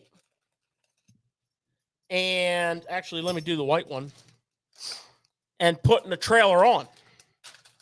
So there's two reasons for this. Now, I like on a sunny day, I like a white with a silver blade. Any other time, I like a black with a black blade. If the water's a little dingy, black with a black blade. Mm-hmm. We're not going to talk about breaking them in. We're not going to talk about tuning them. We've been around that corner. But we are going to talk about two trailers, one of which everybody knows of, the other of which I'm willing to bet not everybody knows of. Let me take my skirt off here. And, of course, I'm talking about a toad. And in my world, that's a Zoom horny toad. Zoom horny toad. You can use any toad you want. There's a bunch of good ones out there. I'm using that one. And I'm getting two benefits here. I'm getting profile, but what I really like about it is I'm getting an awesome skipper. Now, you'll see a lot of people are going to put that buzzbait, that toad up over the head. I do not. I'm coming in on that keeper. I'm a Booger Man buzzbait guy amongst a few others, but I really like the Booger Man. Got a great keeper. I want to get over this skirt keeper. I like to measure that up. Coming in here. Yada, yada. You can also put a little super glue on there if, you got that kind of time in your life. I don't. I just buy an extra pack of toads. The nice thing about this, you say you want to learn how to skip. That's a skipping machine there. This bad boy is a skipper, and it'll make you look good. Yeah. And it'll give you confidence, and you'll become a really good skipper. Oh, and you might just put this thing up into a lay down, up underneath the boat dock. Really up underneath cables along floating docks. Really like it on docks. Really like that on docks. Like that setup on docks and trees and stuff like that. That really super nice for that. Everybody knows about this. Yeah. If you don't know about this, you don't fish a buzzbait. Yeah. Okay. And that's fine. Yeah. This is America. You don't have to fish buzz baits. Yeah. But I'll bet you a lot of people don't do this. This works. I discovered this years ago when I was on a wicked good smallmouth bite with the buzz bait. Had a guy coming into town to fish with us from Mega Bass. Really wanted to put him on some fish. Took a day, went out, did a little scouting, got on a wicked good buzzbait bite, but they kept on pulling the skirt off the bait. They were short striking me. One time they pulled the skirt off the bait. I ripped the thing off. I looked down the floor of the boat, and imagine that there was a super fluke laying there. There was probably 30 of them laying there.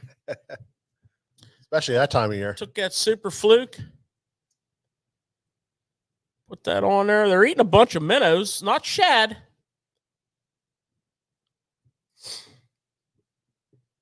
And never look back.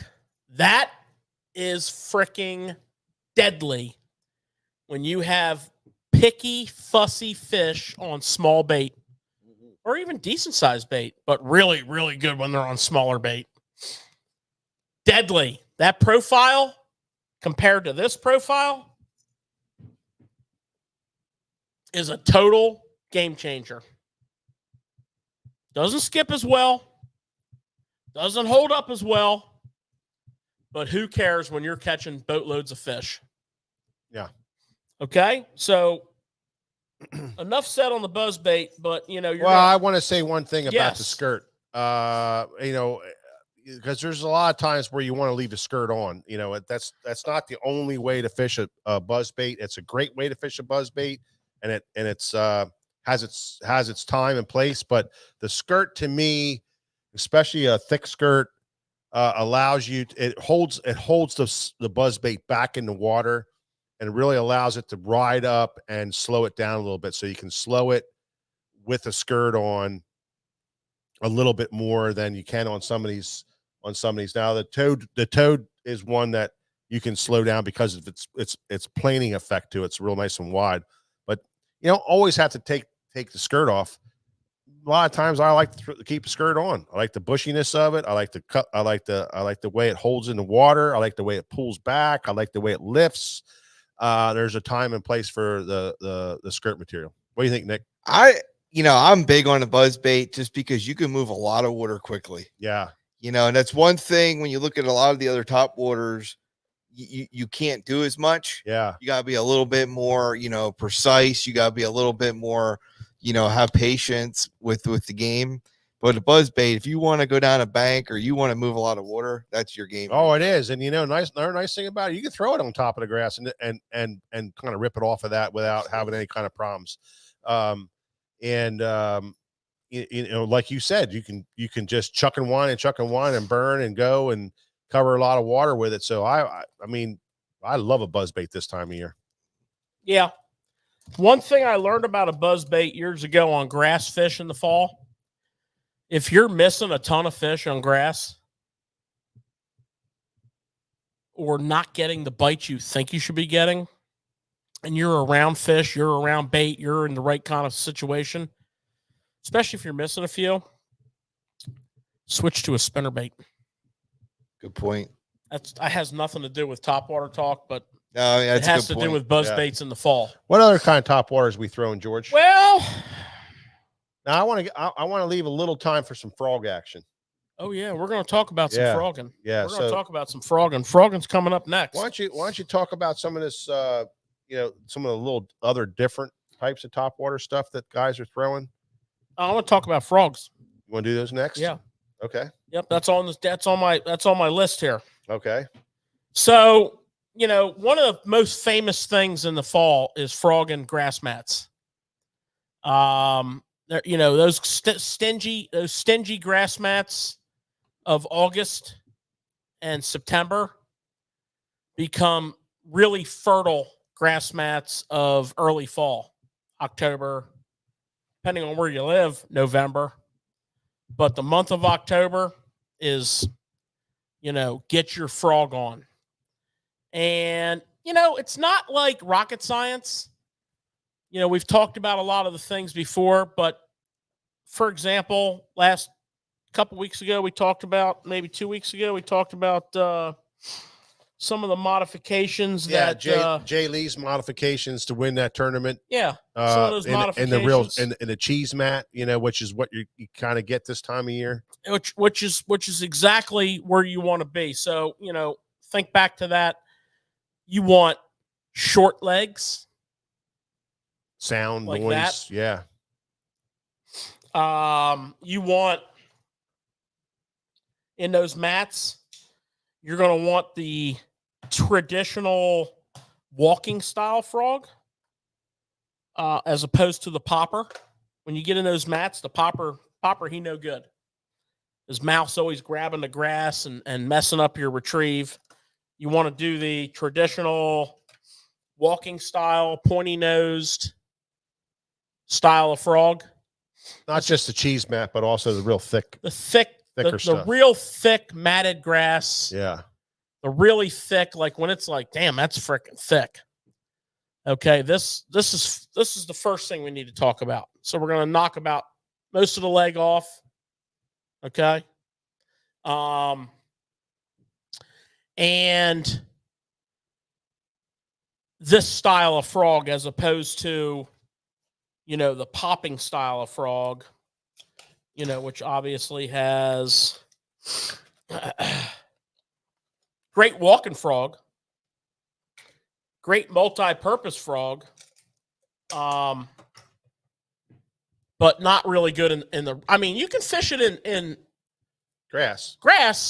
It's not that real thick stuff. Just stay out of that real thick grass, because this thing's always catching the grass, and you're fighting the frog more than you're productively working the bait. Okay. Colors in the mat. Yeah. Yeah, if you want to fish a black frog, then do that.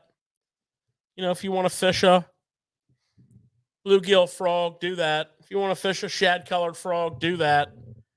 More of a vibration. Never really found I'm sure there's days, but I've never really found in the mat, in the cheese, in the thick grass. What's your take on that, Nick? Well, with that, let the fish talk to you a little bit, because on Thursday, we did throw some frog, and I had a black frog tied on, and we had follow-ups. We had a lot of this. Now, were you in a heavy mat? We were in heavy stuff. We had mat. Yep, a little bit of both. You had some follows, you had little blow-ups, and they weren't taking it. And it's like, okay, you could just chalk it up to they're just not committing to the frog. Mm-hmm. I just so happened to have a whitish frog in the boat, and we tied that up and immediately turned one of those follows or little plops into a bass in the boat. Excellent. So, let the fish talk to you a little bit with that. Don't be afraid to try it. Right. Yeah, and the thing about October frogging, it's not just about mats. We think of mats right away. We're conditioned to go to the mats, right? We're conditioned to go to the cheese. We're conditioned to go to the thick. Up here, it's milfoil, matted out milfoil. Hydrilla, matted out hydrilla. Just thick. Mm-hmm. That's not the only game in town. The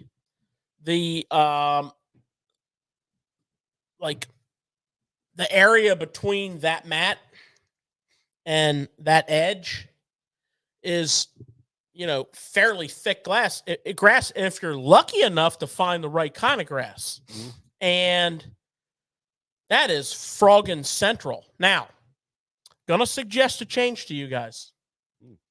I'm going to suggest a 1-2 punch of frogging. And for me,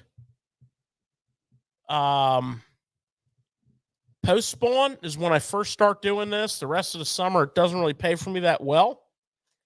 But now, I want to talk about a toad, which I put in the frog category. Yeah. Okay, so when I talk about a frog, I could be talking traditional walking frog. I can be talking popping frog. A lot of times I tend to favor the popping frog unless it's matted. I favor it. I like the pop. I like the spit. I like the walk. But I also got to tell you about the calling power of the toad. So the toad, you're going to rig a couple of acceptable methods. I mean, we used to rig them on a regular screw-in worm hook. That's still my old school way of doing it. So, if you're going to do that, which I really like too. Okay. Yeah. If you're going to do that, you want your screw in. This is an owner. Spring screw in. Yeah. This is an owner twist lock, centering spring, 5.0. That's a great hook for that. Okay. But notice that bend right there. Yeah. That kind of 60-degree bend. It cradles it real nice. It puts your hook at the right angle too. And so this is where it started, right? Catch a couple fish on that, Nick, over the years. Oh, you're talking my game right now. That's where it started. And this is a 5.0. Caught a lot of fish on that thing over the years. The Zoom Horny Toad was built for this hook, but the hook they built it around was actually built by Mustad for them. They called it the Horny Toad hook, and it's quite good. Okay.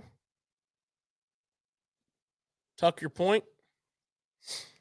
That's a bad boy right there. Now, problem one. I mean, tuck your point. Hang on. Whoa, so I tucked that point in there. Back up. So what I do is I stretch that.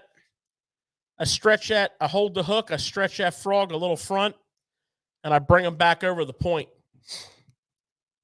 Just a skin hook. A little bit. I mean, just to keep it from picking up moss. One of the things that will happen when you're throwing toads a lot is it flips over upside down, drives everybody crazy. I don't think it matters. You can slow down and right side's up. There is a solution to that, and that's the pause. Yeah, you can pause and it'll right side up. This thing has a tendency to flip over for you. Pause, it'll right side up and go. Yeah. Okay. The other thing you can do that has become very, very acceptable is you can go to the double hook. So this is sorry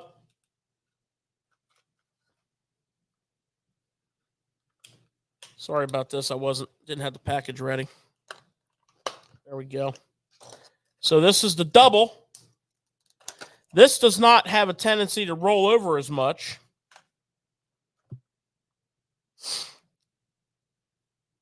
We're going to take that same toad. The nice thing about the toad is you're fishing it, your trolling motor's on. Mm-hmm. You're cruising right along. Yeah. You're wheeling right along. Every cast it's like a buzzbait. Chucking and whining, basically, yeah. And you're going to find that because what happens in these grass in October, a lot of fish are in a little bit of an area. Yeah. Now, if you can jump back to the beginning of this conversation, which started at 7:00 on a sidebar, keep your head on a swivel. And when you're on the grass, really keep your head on a swivel. Listen for bait. Look for bait. Look around. Watch, boom, boom, boom, boom, boom. It helps you eliminate water. Okay? So this is the same exact thing, but this is a double hook, which has become very, very preferred by a lot of people. I got this toad all ripped to hell. And again, we're going to do the double hook.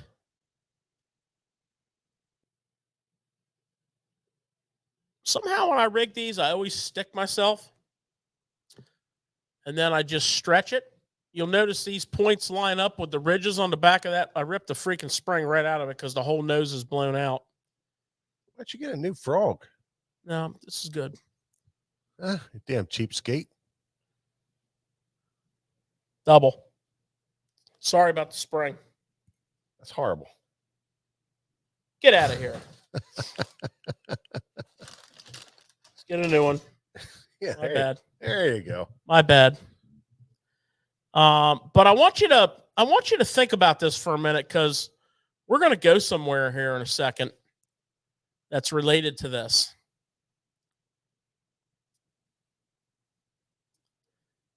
As I can do this without sticking my hand like that. Points.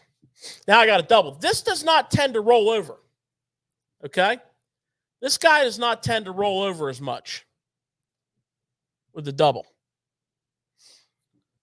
Third thing I want to say about the single hook, if you like the single hook, I do as well. They make that little hook with a little 1/8 ounce weight on it, which gives it a keel.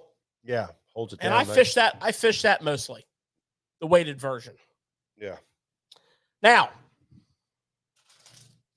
small bait, finicky fish, shallow water, grass, October, Ultra Vibe Speed Crawl, and the slightly bigger version, the Super Speed Crawl, rigged with a single. You can use an EWG, super line, and fished as a frog. Absolutely freaking deadly. Small bait. Yep. Finicky fish. Big cruisers that you see. You see the big cruisers, crystal clear water? You can go to green pumpkin. You can change colors. You can do whatever you want. But that right there for you is a beast. For you smallmouth guys, when you're fishing the Susquehanna River and you're fishing around those water willow and that kind of stuff, this is, especially when the water comes up a little bit, that thing right there, you can throw right in that stuff and bring it right out, and you'll be surprised how many fish hit it right at the edge. And there's no way to get a popper in there properly. There's no way to, because you had some the water risen a little bit, you know, and it kind of screwed that little popping thing up, you know. This is the thing you go in with. It's very, very subtle. It's a smallmouth, absolute smallmouth junkie killer. I learned about it in a tournament, not actually for smallmouth, but I learned about it in a tournament where we were dealing with small fish and small bait fish. And small bait fish will drive you crazy. And just you know, started throwing that thing and just whacked them. And ever since then, I've been throwing it. So something different, something to consider. 3 things real quick. We're running out of time. We got to shut her down. Yeah. Got a great question from Matthew Weimer about pads. And I got a really easy way for you. Pad fields can be very big this time of the year, especially if it's like American Lotus. Yeah. Which have those gargantual, like, mega pads, mega leaves. Yeah, and the areas are getting covered over like crazy with But that. if you think about them as a big grass bed, again, listen, look, never cast to the same place twice, and you'll find a few fish together. And you know, one of the best ways to search a pad field this time of the year is with any of these frogs. Yeah. You got to be careful with them because the hooks will hook up on the leaves. That's why we tuck that point. Yeah, you tuck that point in there. Well, on these frogs here, you don't bend them. And you don't have to throw. I mean, how far are you throwing back in those fields? I'm going from a bomb cast to an edge. I'm trying to figure out what they prefer that day. And how far deep they are. Because they could be way back in the pad. I have to vet that out. Yeah. And I like pad fields that are thick on the first section of it, and then they have like a pond in behind them. Yeah, here you go. Yeah. So the secret deal with pad fields, especially pad fields that grow in big bays or creeks or coves on creeks, there's an open area between the bank and the pads the whole ways around the pads. Now, I'm not telling you to drive your boat back in there and fish all the ways around that, but you might want to try that. Check it out. And I know if you're like Matthew and you're a kayak guy, it's real easy to do that. Oh, it is. It is. Me, I have to get the old Ultrex on chop and go. Yeah, and when I say too that it makes ponds, you'll see ponds in the middle of big pad fields with kayak guys. You can just cruise right back in there, and that's untouched fish. That makes an inside edge all the way around. I mean, if I see it and I can reach it with a cast, I throw to it, and I'm telling you, I catch fish. The second thing is, you better have a big ass rod and big ass line because to get them suckers out of there. But I've caught key fish in my tournament career out of spots like that, Nick, that nobody would throw to. And I would use a 7.6 flipping stick and I'd make these crazy casts and these guys would look at me like I was crazy. But I would catch these fish and nobody was throwing at them. Yeah. Nobody. All right. Remember that. Lastly, I see Lime Green Fishing Machines tell me to buy less elite rods and more horny toads. Valid point. But here's one for you, and then we got to close it down. North Texas. Lake J.B. Thomas. Here's a guide. Here's a guide by the name of Christian Gladfelter. This all happened in September. And he's doing a lot of night fishing. 9/18. 9/18 what? September 18th. Okay. Day after harvest moon, full moon. 3/10, 7/8 for his clients. Man. 9:23. This is also at night. What lake's this on? J.B. Thomas. 13/8. The big was 10:43. Road trip. Lake went up 13 feet from heavy rain. When? After that? Right around Labor Day. But after he caught those fish.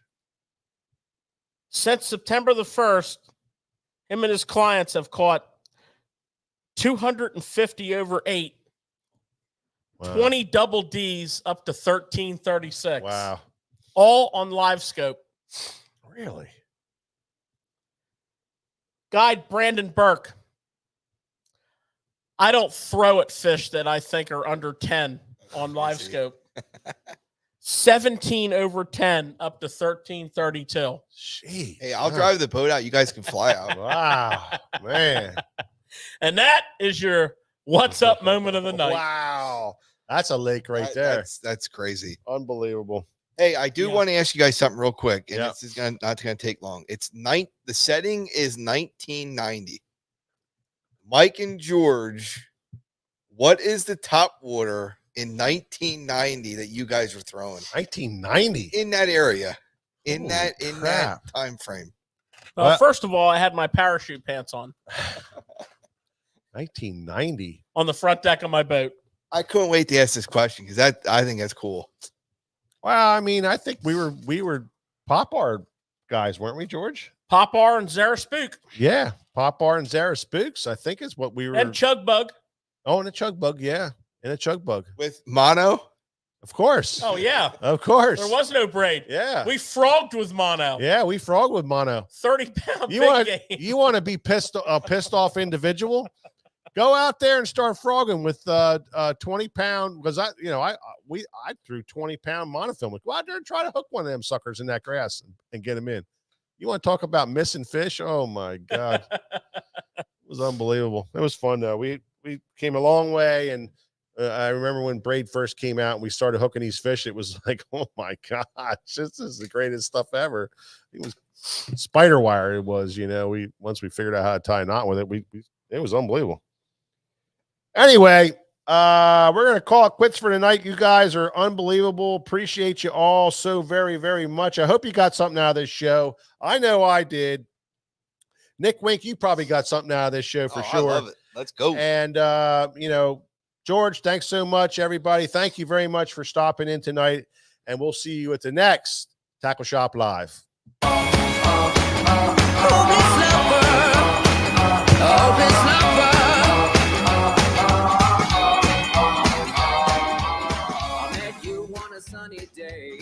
Right there, you took my breath away. A young and pretty, was it just a dream? The next day, you called me up. You told me I'm your little buttercup. You came over and you fell into my arms. Well, I know what I feel. Please tell me your love is real. You make me